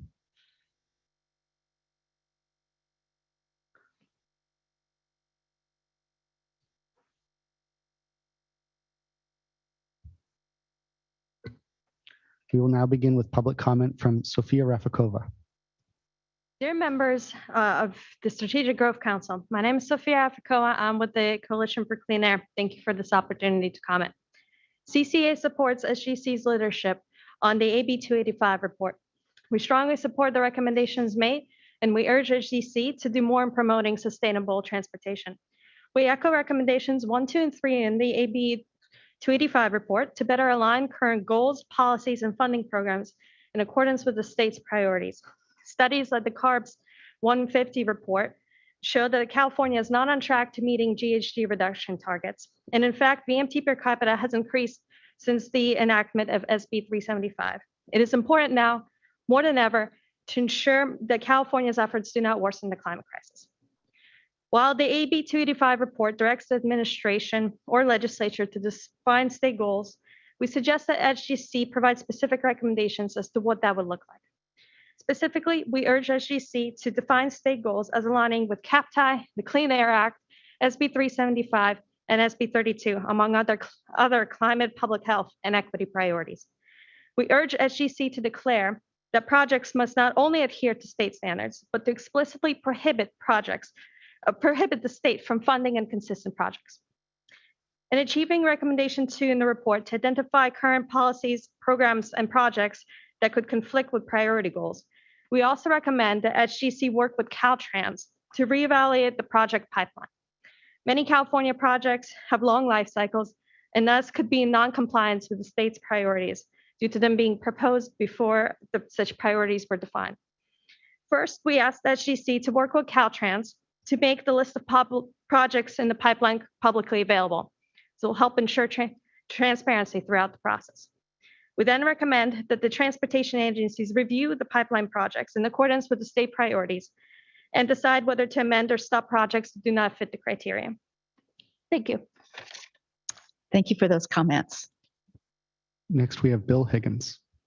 Good afternoon, Bill Higgins, representing the California Association of Councils of Governments, which includes all 18 metropolitan planning organizations responsible for SB 375 and most of the self-help counties in the state. And excuse my address for heat resilience today. I'm here to express appreciation for the work Agon's done. I think he's provided the SGC has provided a nice framework that for a discussion, because there are opportunities and there are constraints, and that report probably makes a lot of people feel a little justified and a little uncomfortable. We have some sticky problems in front of us, as you guys have alluded to in your discussion. The 2025 goal is going to be tough, and it's going to require policies like pricing. And the CTP 2050 plan includes a pricing assumption where the cost of travel would exceed what people are paying for today in gasoline prices. Yet the state and all of us are talking about how to refund consumers to make travel cheaper. That's an example of the sticky problem we have. And it's not just making regions do better, it's making all of us do better and working together. And what I appreciate about this report is it emphasizes partnership. We can't do it without your support. One example of that is the One Bay Area plan that MTC has brought forward to you to achieve its SCS goal. And it includes system-wide pricing, and it also includes speed limit controls, which are actions the state's going to have to take to make that plan work. So it's not a matter of just MPOs, it's local government, MPOs, and the state working together. So I'm here today to say thank you for the report and emphasize partnership. Thank you very much. Do we have any online commenters? We have no virtual public comment on this item. All right, that concludes the discussion. It was a great discussion, very robust. Yes. Yeah, Frank. I'm going to wear out my welcome real fast. That's something that Mr. Higgins just mentioned, reminded me of something that I had intended to give voice to. It occurs to me that the CTP 2050, this council's purview, and the scoping plan. If you put them all up as circles and did a Venn diagram, there's a sweet spot in the middle that touches each of those three. And so I'm wondering if we can have a discussion on it, Madam Chair, Executive Director, at some point in the future, August, October, whatever works. And that is the sustainable communities. I think it's an important issue. It's been referenced here under 150 and 375. We've heard a lot about it from stakeholders. I'm not going to use that's where the rubber meets the road pun, but that is where things kind of get real. So I'm just wondering if it's acceptable under our protocol to request. Yes, we can take that direction and we can work through what that conversation would look like. So we'll coordinate with you after the meeting, scope out what that conversation looks like, and then shoot for the next council meeting or the one after that. Appreciate that and appreciate the suggestion. Thanks. All right, I'm going to move to our next item. If people are comfortable, we only have a little bit of our agenda left, so I'm going to push us on through that. And I understand some of you have to leave, right? Yes. All right. So I'm going to turn this back to you, Executive Director Von Koch-Liebert. Thank you, Secretary Ross. So for this agenda item, we are bringing a conversation on the update to the Round 7 guideline revision process for the Affordable Housing and Sustainable Communities program. So this, of course, is a program that is no stranger to this council. This has been just an incredible multi-year round conversation to really figure out what do we want to achieve with this program? How can we demonstrate how the connection between affordable housing, transportation, and climate change all intersect in a way that is equitable for the communities that this program seeks to serve. And over the last couple months, with the benefit of the 2 fiscal year consolidation of rounds that the council approved, the AHSC team has had the opportunity to really take a big step back and say, what do we want this program to do? What do we want it to, how do we want it to be focused? And to have a really robust discussion around the policy framework that will then guide the Round 7 guidelines. So I want to invite Mark Caswell today, who's the program manager, to go through 2 things. First, he's going to present back the findings from the motion that was brought forward by the council in January that asked us to look at the quantification methodology within the program. And then second, he's going to share some of the feedback from the public and internal stakeholder process that we have run over the last 5 months and tee up a couple final policy conversations that we would like to get your input in before we then put pen to paper and draft the guidelines to bring them forward to the council for adoption in October. So Mark, over to you. Thank you, Lynn. Hello, members. My name is Mark Caswell, the AHSC program manager. I'm going to talk, as Lynn just said, we're going to talk quickly about a response to the January council motion. Specifically in January, a few months ago, the council unanimously approved a motion asking the staff to evaluate scoring and quantification methodologies to reflect regional differences and report back to the council prior to finalizing the methodology for the next round. That document is included as Appendix B of the policy discussion document, which was published in April. And the detailed analysis can be found in the report. I'm going to talk a little high level about that generally for you all. The bottom line is that the research that we've conducted as Carbon Strategic Growth Council staff didn't find any inherent geography-based variables that were introducing an inherent regional bias. And what we found was that some regions do have challenges in their transit scoring criteria. I think this is well known. And so we wanted to identify ways to make sure that we were looking to support those regions and help make sure that there's an equal access for regions across the state. So we took a look at the explicit question of the quantification, and then we said, let's take a step back and look at the overarching question. So we asked ourselves 2 key questions, and that was specifically at the bottom here. How can we intentionally help regions that have been less successful in previous rounds? And how can we continue to further incentivize less commute-dependent land uses and improve transportation? And we looked at those 2 questions very specifically. Next slide. So to that first question, where we asked, how can we work to more intentionally help the regions to be more successful? We identified a few ways to support advanced planning for the AHSC projects at the regional level. First, we offer capacity building and technical assistance already, and we want to make sure that we're doing that at an even greater level going forward. So we're going to focus our capacity building efforts for round 7 and beyond in those regions that have been less successful and have felt that they have not been able to achieve as much as they wanted. One of the ways we do that, I just want to distinguish between capacity building and technical assistance. Technical assistance is helping to write the application. That's the point where the project has already been identified and then helping to shape it and bring it together. Capacity building is a step before that, and that's where we're really bringing together the agencies. We're bringing the transit agencies and the housing developers together, working to make sure that there's a way to bridge that gap and really bring forward the project and bring that from the beginning there. And that's really where we've identified some of the challenges with the regions that have not performed as much as they hope. And that directly relates to the third point, which is promoting pipeline planning through the program. And one of the ways that we're going to do that is by partnering with the Regional Early Access Planning REAP 2.0 program. One of our staff members is AHSC, is half-time on REAP 2.0, and they're using the REAP 2.0 program already as a way to inform the work with AHSC and allow funding for MPOs and other jurisdictions to work on creating that pipeline there. So there is money to help make sure that they can actually do that, while we're also still offering our capacity building as part of the AHSC program to really bring that together and help folks make sure they're creating the strongest projects they can in their regions. And then lastly is we know that some regions have been successful and have a high rate of awards.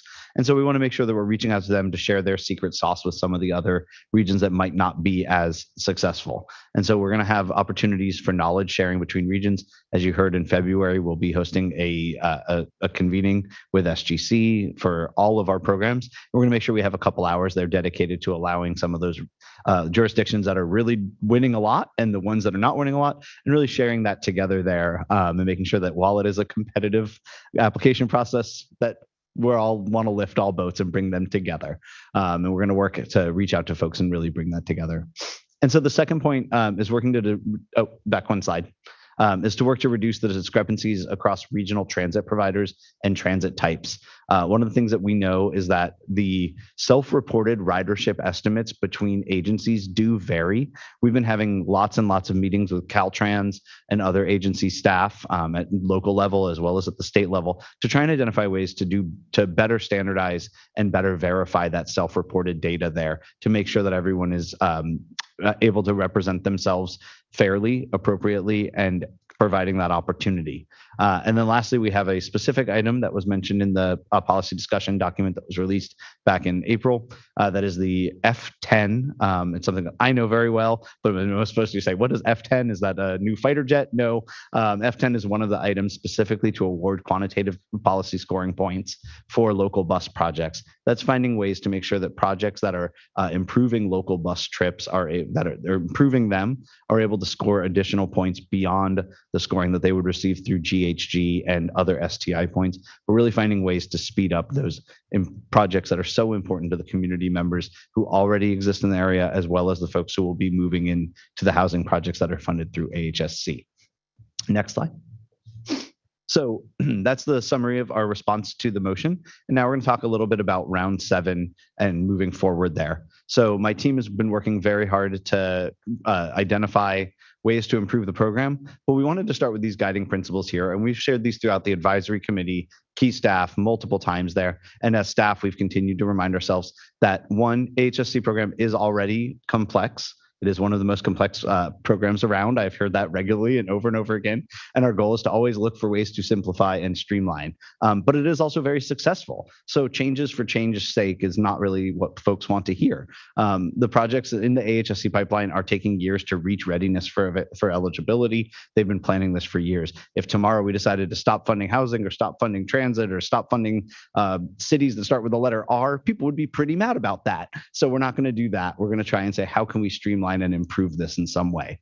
So we asked ourselves for all of the changes that we've proposed in the policy discussion document, and moving forward, we continue to ask ourselves, is the change required by statute or by council priority? If yes, got to do it. Is the change identified as a priority by stakeholders regularly over and over again? Then we want to make sure that we're going to consider a way to accomplish that. And will the change improve the clarity for applicants and reviewers? I think that's a really strong point that is often overlooked. It's not just about making it easier for clearer or easier for applicants. It's also, as a reviewer, making sure that we're clear on our understanding and our guidance to bring that forward and make sure that we're giving everyone a fair shake when we're doing that review. And then lastly, will this change reduce the complexity of applying while maintaining the integrity of the program? If we're not answering yes to 3 of those or 4 of those, and we're answering the opposite of some of those, then we probably shouldn't move forward with that. And so as we were developing our policies, that was really the questions we continued to ask ourselves. Next slide. So quick reminder on the opportunities for feedback on the policy document. We had public engagement. We had the policy discussion document released on April 26th. We held a 30+ day comment period. We had it due on May 31st. And we received comments back on May 31st.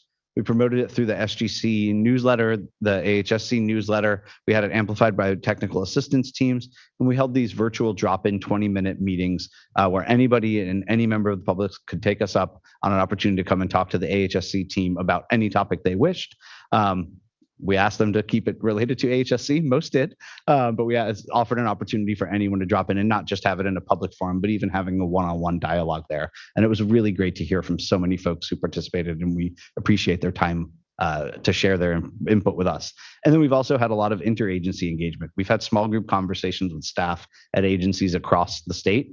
And we've also had a state interagency meeting, which was a little different than usual. We actually said, hey, anybody who works for the state can come to this meeting and share their own opinion. You are not speaking on behalf of your agency. You're actually saying, me as Mark am speaking about the thing that I care about. And it might not be me speaking on behalf of the Strategic Growth Council or the AHSC program, because we know people are experts, we know people are passionate, and we wanted to make sure that they had an opportunity to help us strengthen our program. So it was really fun to kind of allow people to speak freely in that way. And we had some really great responses and good conversations. And out of that, a lot was, oh, that's interesting.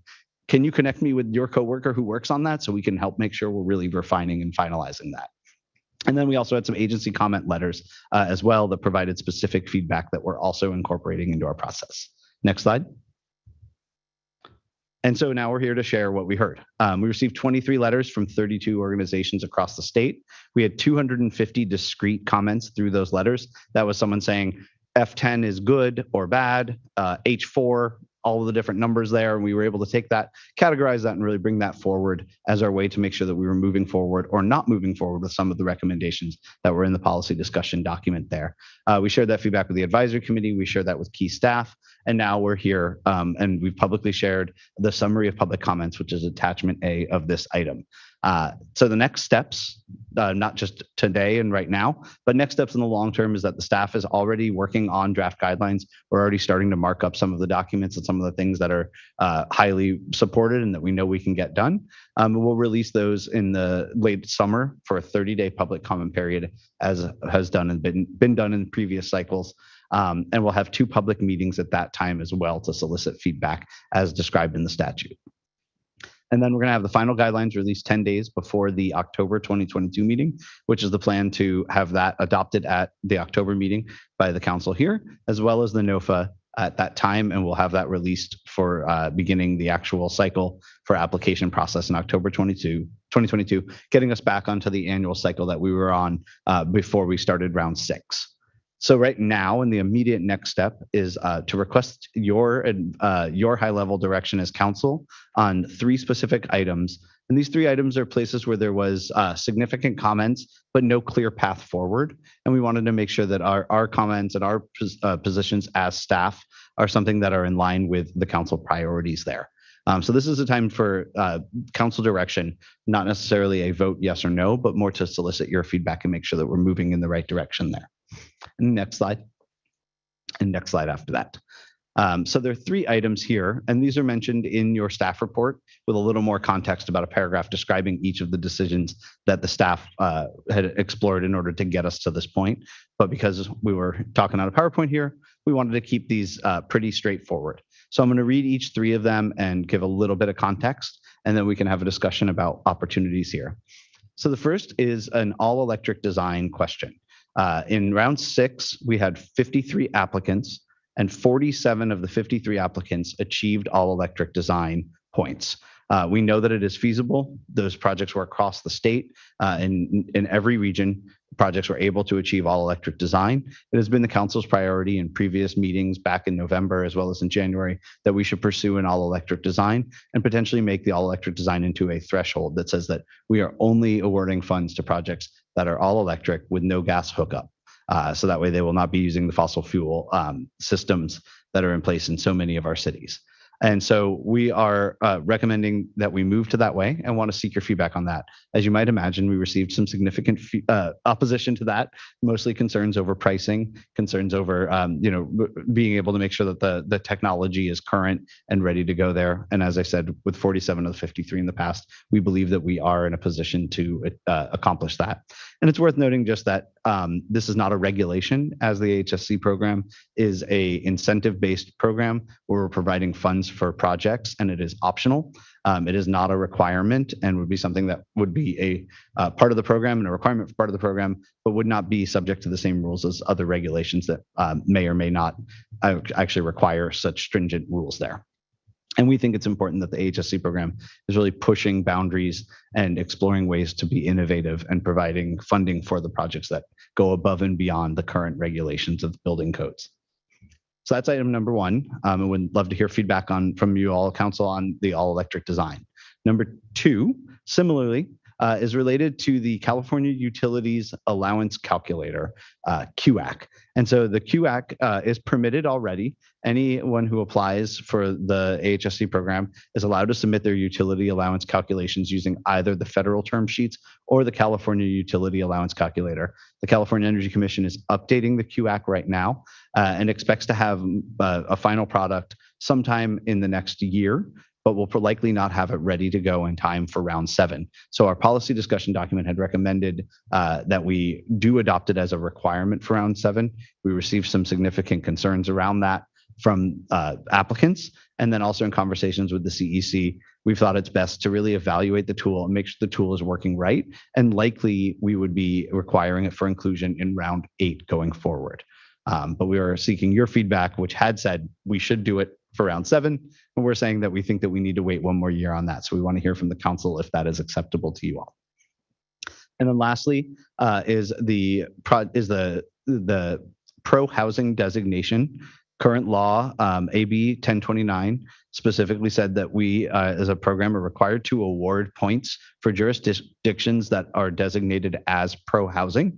And we intend to award points for projects that are designated as pro housing. Right now, there is only one in the state of California as of the most recent update I had. So that would be a little difficult to say only one gets the points there.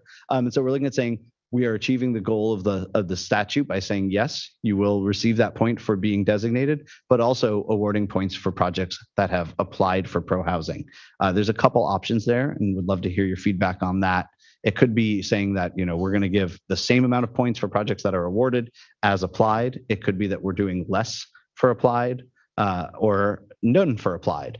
So that's kind of the 3 options there. But the statute requires that we award points for designated jurisdictions. And we wanted to see feelings on those who have applied for the program as well as that moves forward. But it is still relatively new and not every jurisdiction has had the opportunity to do that at this time and likely may not have that opportunity to do it by the application deadline of February 2023.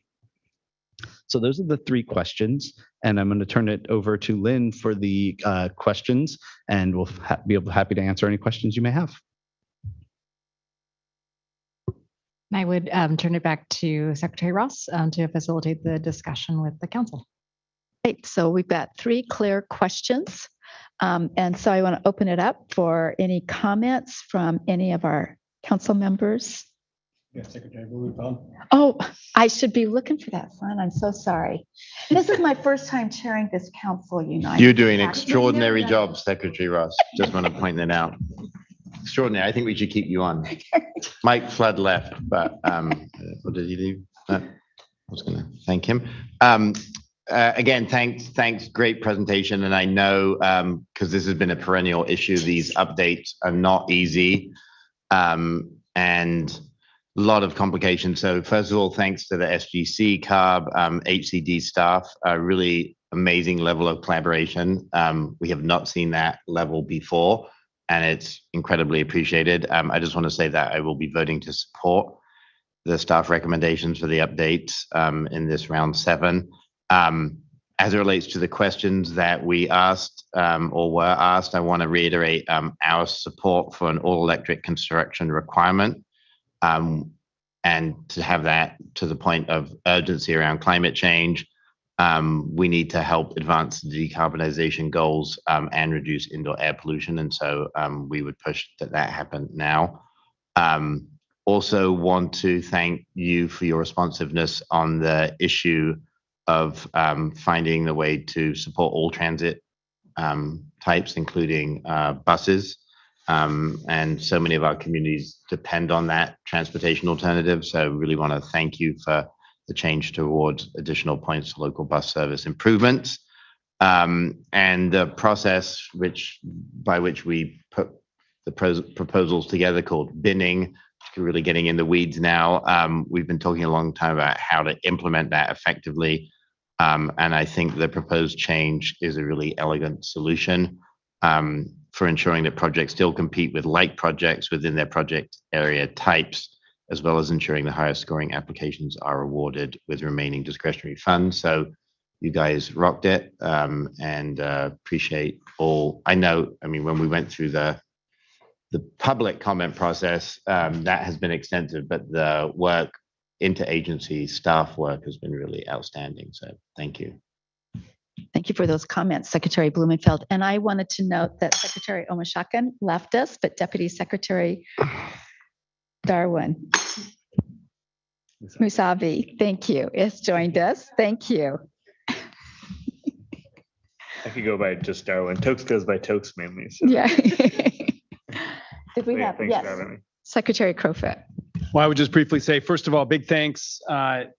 Clearly a lot of work involved, and I would like Jared support the staff recommendation on moving to an all-electric building design requirement, to delay the implementation of the utility allowance calculator, and to modify the pro-housing requirement for those that have applied. That being said, I am excited that the pro-housing designation is a real strong incentive for cities, and so really looking forward to being able to integrate that requirement for an entity to, or at least an incentive that it be a pro-housing jurisdiction. And then I would just emphasize the importance that you clearly place on continuing to find ways to simplify the program. I mean, we hear this across the board, and this is an issue around accessibility and equity in terms of let's ensure that our programs are meeting their mark for our criteria, but in a way that's maximally clear and minimally complex for jurisdictions to actually apply. And then last point is just to plant a seed for future consideration.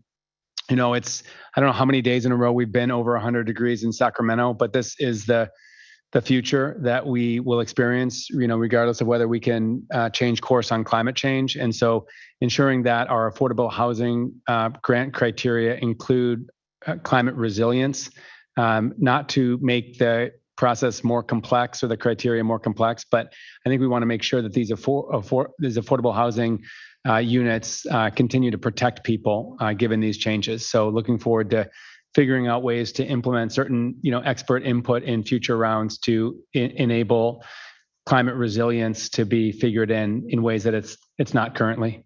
Thanks. Thank you, Secretary Crowfoot. Yes, Chancellor. Thank you, Secretary Ross.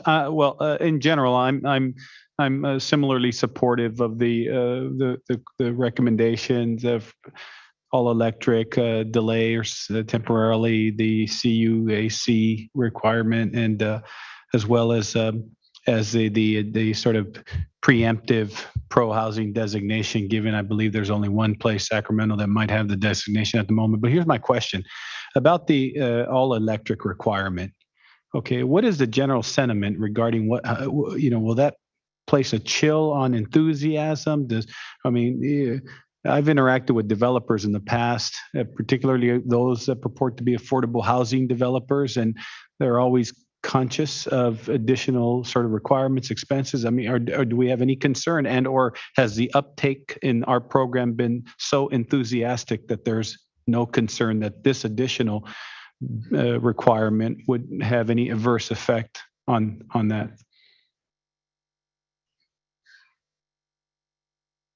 Thank you, Chancellor. Yes, with round 6, we've evaluated how folks had responded, and from 47 to the 53 is about 90% of the projects achieved these 7 points that were allowed for all electric. They had an option of either doing all electric or 2 of the 3 electric. So they could have done space heating, water heating, or cooking as gas. And folks really saw the value in doing all electric to get those extra points there. So we have a general theory that when we're offering points. If most or all of the projects are achieving those points, then we should probably nudge it over and continue to find ways to nudge folks further into other ways that are improving sustainability, access, and affordability. And so this is one of those opportunities where we said, with nearly everyone achieving the process, we should move on to that next stage of saying, now that's a minimum. So, and I think overall the technology is there, and there's plenty of opportunities for folks to be able to achieve that in our projects that are applying for AHSC. I think it's fair. I think that's a fair and accurate response. Are you going to anticipate some people that feel differently about its fairness? Yeah, I think of the comments, there were a few folks who said that they were concerned about the price of the change there, and I think that there is a minimal price there. But as years are going on, and as we're looking at projects that are not even going to begin construction for 3, 4, or 5 years, the building code may at that point already Right. require That was going to be my final point. If that's where the code is going anywhere, you might as well sort of preemptively indicate and award them points and incentivize them to move in that general direction anyway. Yes, exactly. Yes, Undersecretary Gates. I really appreciate this discussion, by the way. And thank you, Chancellor, because I really was thinking about the all electric. But before I even go there, I just want to give a big shout out to our team at HCD and then all the work that you guys are doing. I mean, it's an enormous task, and the collaboration, it just keeps getting better and more efficient. And so just wanted to say thank you for all the things that we don't see. I also just want to give a shout out to on the interagency work and all the creative and inclusive things that you guys are doing. That's also kind of hard work that I don't think gets a lot of credit, to kind of be, it's just not about meeting, it's about really taking in the input and really trying to figure out how to get the best and the brightest ideas out of those situations. As it relates to the all electric, which is so exciting, the main thing that came up for me was what is missing and who is missing. Is there anyone that's not going to be competitive in this process? And what I just heard was the word opportunity, right? There is opportunity to get there, right? That you have 90% of folks there, at least in this last round, that was already there, right? And so I think for us, I love the fact that we're moving in that direction, but I appreciate the fact that you're also looking at places where there are places to nudge or places for folks to reach for that we're still very much assessing what that is, so we can continue to get them there. All your other staff recommendations are in line, and I really appreciate the hard work. Thank you, Undersecretary Grant. Yes, call. Thank you, Chair.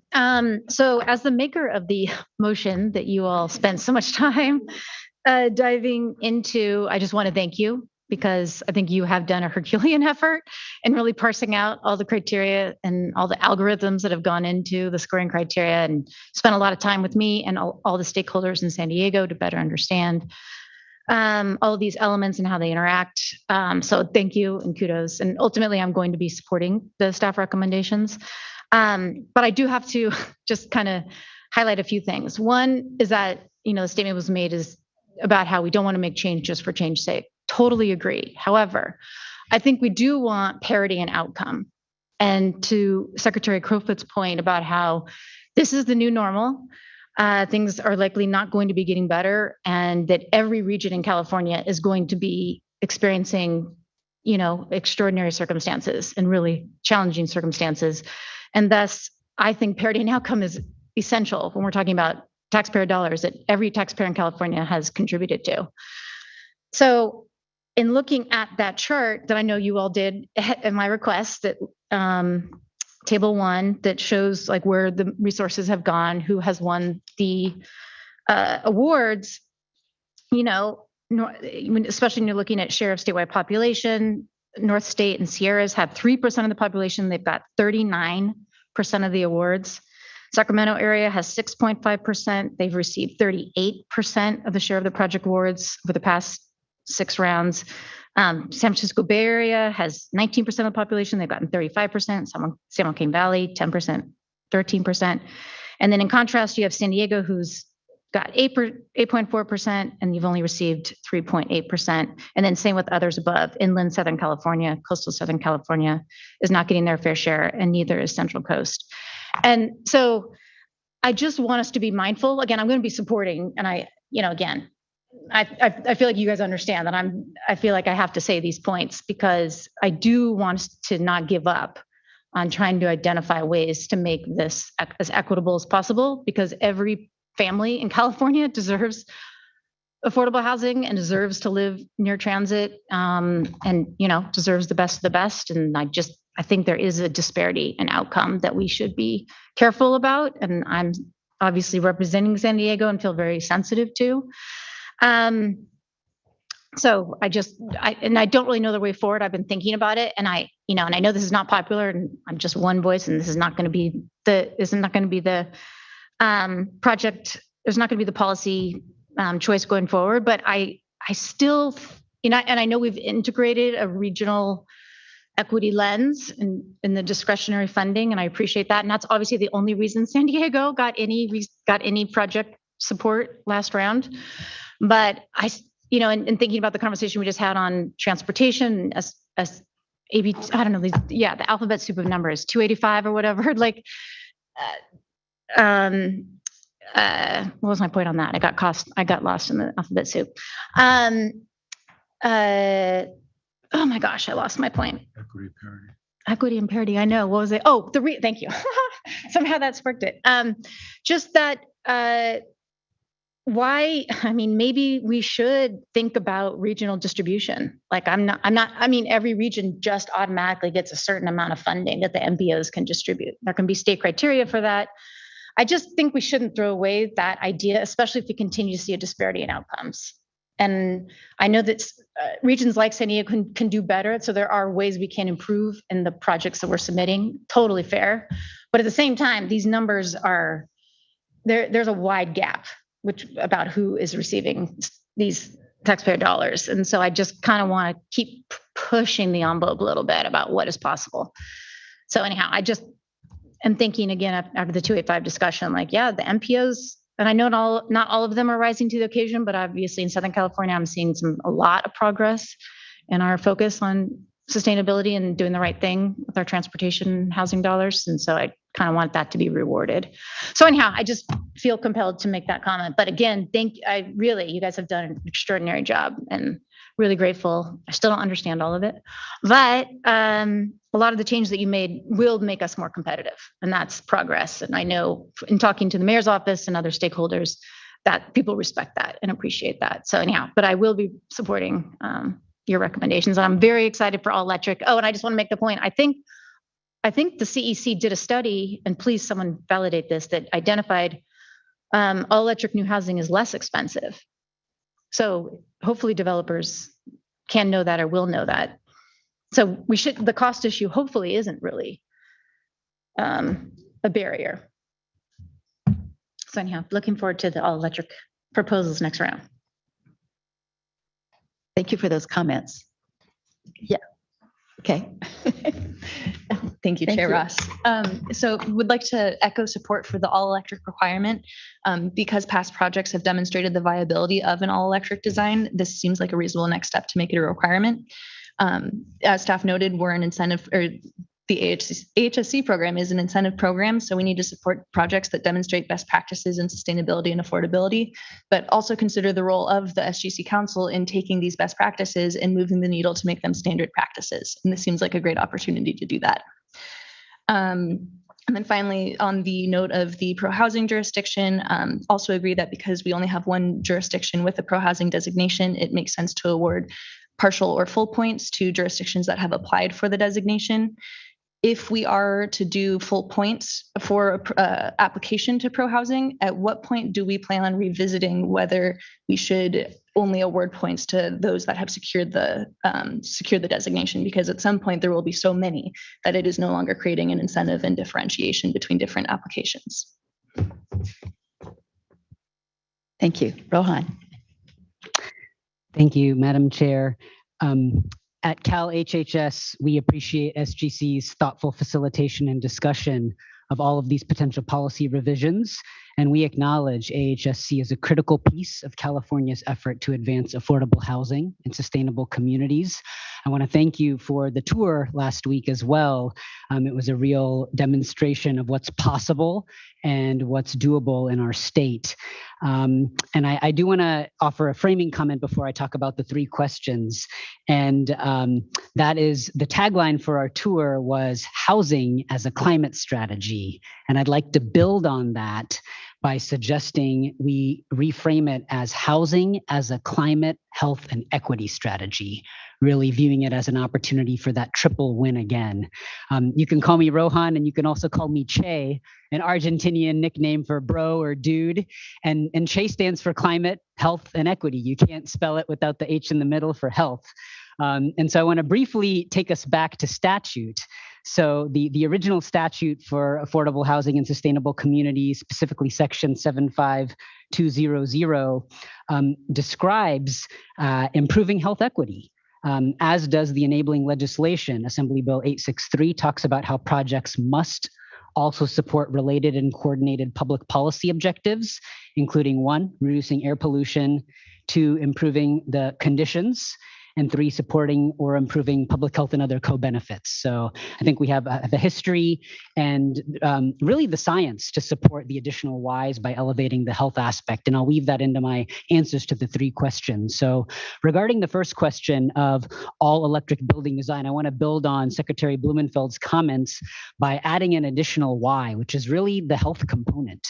The future starts in California, so let's start it. I think the best way to predict the future is to design it. And by designing for all electric, it's absolutely the way to go. I appreciate Chancellor Munoz bringing up the questions of the feasibility, but hearing that 90% of the applicants were able to meet that, and noting the rising cost to consumers of natural gas proves that the cost in economic terms can be borne by the renters and the owners, but the health cost also needs to be added to the table, and I'll briefly elaborate on that.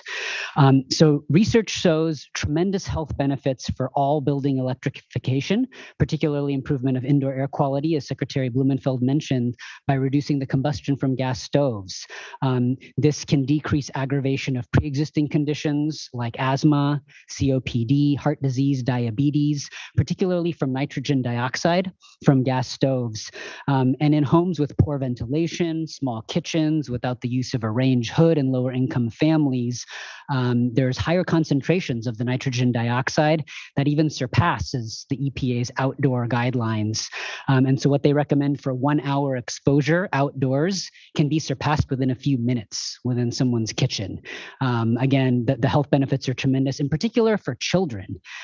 A study showed that children living in homes with gas stoves had a 42% higher risk of experiencing asthma symptoms and a 24% higher risk of being diagnosed with asthma compared to children who lived in homes with electric stoves. So for those most vulnerable, our elderly, our youth, low-income Californians, there's tremendous health benefits as well. Not to mention the cost on the consumers of rising gas prices. So a strong support from our agency of just building it in as required electric. Regarding question 2, we support delaying the inclusion of the QAC calculator for further evaluation. And I want to spend my final minutes talking about the pro-housing designation, which we think is really important. As a designee for Secretary Dr. Ghali, who along with Secretary Castro Ramirez from BSH are co-chairs of the Interagency Council on Homelessness, we strongly support pro-housing and housing first approaches, again, taking the prevention methodology of housing first. So when it comes to affordability, availability, and habitability of housing, these are very strong determinants of health status, and that housing quality can reduce risk to toxins, mold, pests, and other conditions. And the crowding that we can see from housing instability disproportionately affects communities of color. It was a risk factor for COVID. It's a risk factor for numerous other communicable and chronic conditions. And having that type of housing benefits not just body, but mind as well, mental health, You get fewer skipped meals and medical appointments, improvements in social cohesion, which we witnessed when we were able to visit that infill development housing. And finally, I just want to add that the benefit of pro-housing is to also consider including anti-displacement measures, which will be really important. We face a fundamental supply-demand math problem that we just can't seem to keep up with in our state, and including anti-displacement as potential points for the criteria moving forward, I think can help us get ahead of that math problem that we seem to be losing despite historic investments in. So as the staff have pointed out, this pro-housing program, we support awarding points now, knowing that not everybody can apply for it. And I'll just end by building off of Secretary Crowfoot's comments about the importance of cooling in the indoor environment. Get ready for the coolest summer of the rest of our lives here in California, and to not only stay ahead of code changes, but to actually consider the inclusion of incentivizing or even requiring indoor cooling measures. We witnessed some passive cooling in the development projects that we visited, but there's also active cooling from fans or air conditioning, window overhangs, cool roofs and such. Really important for, again, vulnerable elderlies. It creates interactions with medications, tremendous health risks in the indoor environment. So if we're going to build it, let's make it the best, including the indoor environment for health, climate, and equity. Last comment is I just want to commend the staff for the proposed changes to also include improving and expanding tribal access to the AHSC program. I also serve as tribal liaison and want to commend you for including that responsibility for accessibility to our tribal nations. So climate, health equity, support all three considerations. Thank you. I'll turn the microphone over to my seatmate. Thank you, Chair. Thanks for sharing your microphone with me as well. I just wanted to quickly thank staff for all the work that went into these changes. As someone who's worked closely on this program, I know how much goes into that. So your work is not lost on us. So appreciate everything that led to this point.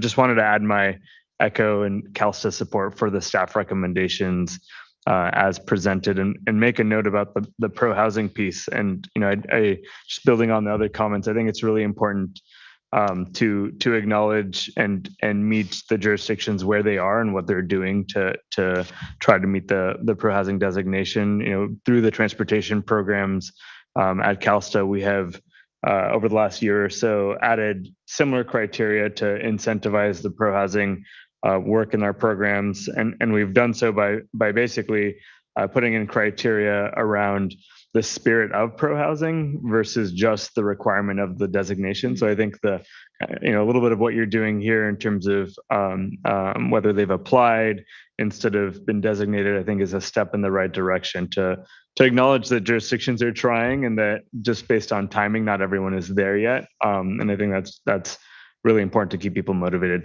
to working towards that, because if it's not seen as an opportunity for anyone but the city of Sacramento, as was mentioned, in terms of who's already gotten one, then frankly, I don't know how meaningful it is to even have those points in there. So, support the recommendations, and thanks again for the work. All right, thank you, Deputy Secretary Musabe. Yes, Mike. Thank you. Thank you, Madam Chair. Support all the recommendations, all electric, the sooner the better, and the sooner that more of our statewide power is renewably sourced, the better. And the other two regarding the pro-housing and the CUAC or whatever it is. I did want to give voice also to something that was raised by a public member, Capretz, regarding regional disproportionality or difference, let's put it that way, in AHSC funding. Math has never been my forte, but it appears that when you look at the three southernmost regions of the state, inland southern, coastal southern, which I guess is the greater LA area, and then San Diego. It looks like those three regions, so defined on Table 1, amount to 54% of the state population. And then I guess everything else, almost by definition, is 46%. Okay. The three southernmost that I identified account for just under 38% of total funds awarded, which means almost by definition, the other 46% of the state got over 62% of the funds. I don't know that I want to do anything other than just put out those bare numbers for shared rumination. But I would join Public Member Capretz in asking that all of us from the council through the staff be mindful of this at least most recent track record. I don't know how far back similar difference or disproportionality may go. And obviously, where I'm from, the greater LA area, we appear to be doing pretty well. But at a certain point, what's fair is fair. And so I want to commend Nicole for even asking that this be brought into high relief, because if I understand it correctly, if it wasn't for her asking for this, we wouldn't even be able to see this breakdown. And I think the transparency of where the people's money is going is important. So thank you. Great. I think that's comments from everyone. And I think that wraps up discussion on this item, and we're ready for public comment. Matt, I'll turn it over to you. Thank you, Chair. I will begin the public comment period by reading the names of everyone who signed up to comment on this item, which is item number 7 on the agenda. We have one person signed up for virtual public comment. When you hear your name, please raise your hand in Zoom. You can do this by clicking the raise hand under the participants menu, or you can find it at the bottom of your screen on the Zoom platform or by pressing *9 if you have not done so. Our one public comment is Violet Phlox. Violet, are you there? Yes, thank you. Good afternoon, Violet Phlox, Carpenters Contractors Cooperation Committee. We sent a letter earlier this year and provided public comment regarding the local work of the AHSC guidelines. Today, we would like to echo and build upon the summarized public comments in the June staff report. So regarding the Round 7 guidelines, we agree in keeping things simple, and we do not want to increase reporting requirements. However, we do want to make sure that contractors are actually training workers and partnering with state-approved apprenticeship programs to accomplish local workforce goals, as we previously suggested. Thank you for your time. Thank you for your comments. There are no additional public comments. All right. I think the last item that we have is time for any other public comments on matters that were not on our agenda. So are we voting on this item? It's not for vote, it's for guidance.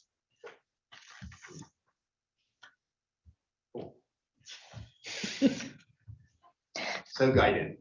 So guided. Feel very guided. Feel very guided. By the way, I support all of the recommendations.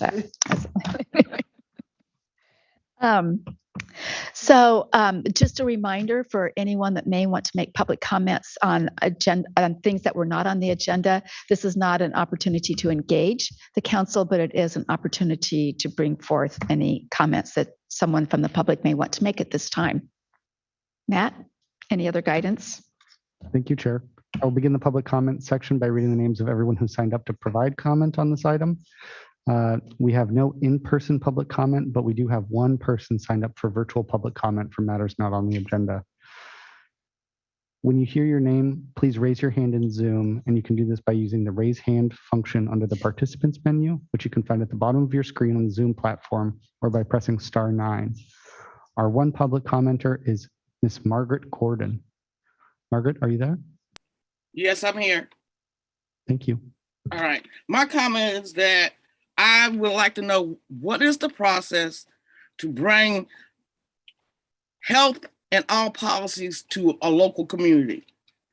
I have never been to a workshop or know of a workshop of what is that process? We here, oh, let me start back again. My name is Miss Margaret Gordon. I am one of the founders and the co-director of the West Oakland Environmental Indicators Project. We are one of the AB 617 action bodies for Northern California. We have a project coming up with MTC for a trail park program where people could run, take their bikes from one end of West Oakland to the other. But there is an issue. Between that is where the Port of Oakland is. And we have not had really a good analysis for health in relationship to risk and exposure.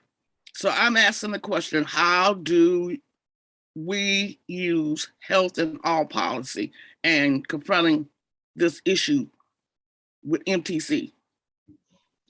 Thank you very much for that question. I'm going to ask our Executive Director, Lynn Von Koch-Liebert, to follow up on providing any additional information for our speaker. Thank you.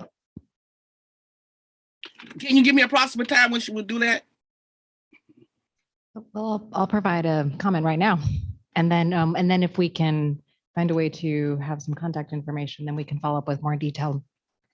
So I think one of the key things that we are doing at the state is first, we're providing a lot of education on what health in all policies means, what that means from kind of a philosophy, and then also what that means in practice.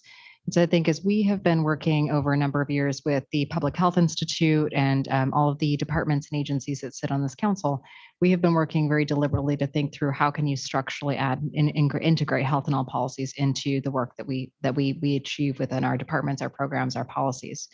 And so we've also had a concerted effort in terms of education and awareness at the local level to make sure that this information is being communicated in a way that can be integrated into local policies and programs and designs. And I think that would be an area where we could continue to build on that work, particularly as we have a number of our capacity building programs that are running through the Strategic Growth Council, like the Boost and the PACE program, where we are continuing to help build local leadership around these important issues and strategies as well. So Kieran, is there anything else that you would want to share specifically about kind of next steps or how we could take this to have the next steps in this question? Yeah, happy to. And I think insofar as the commenter is pointing out a local project that would benefit potentially from a health and all policies lens, I would actually invite a kind of a meeting of the minds with our secretaries, Musavi and Radhakrishna, around ways that we can kind of further advance the lens of health and all policies, not just at the statewide level, but kind of down through to local programs and projects. Great, thank you very much. It sounds like there's an opportunity for follow-up, huh? All right, thank you. So I believe this brings us to the conclusion of our agenda for the day. So I'm going to go ahead and adjourn this meeting. But first, I want to thank all of the council members for being here. Welcome again, our newest representatives on the council. And a big thank you to all of our staff that make these meetings work and all the work in between it. And I just want to add my compliments to, I agree, Melinda. I think that the collaboration across agencies gets better every quarter. And that is not easy work, but it is going to pay dividends for the very long-term future. So kudos to everyone. Really appreciate your work, and it's good to see everyone. Stay cool. Thanks.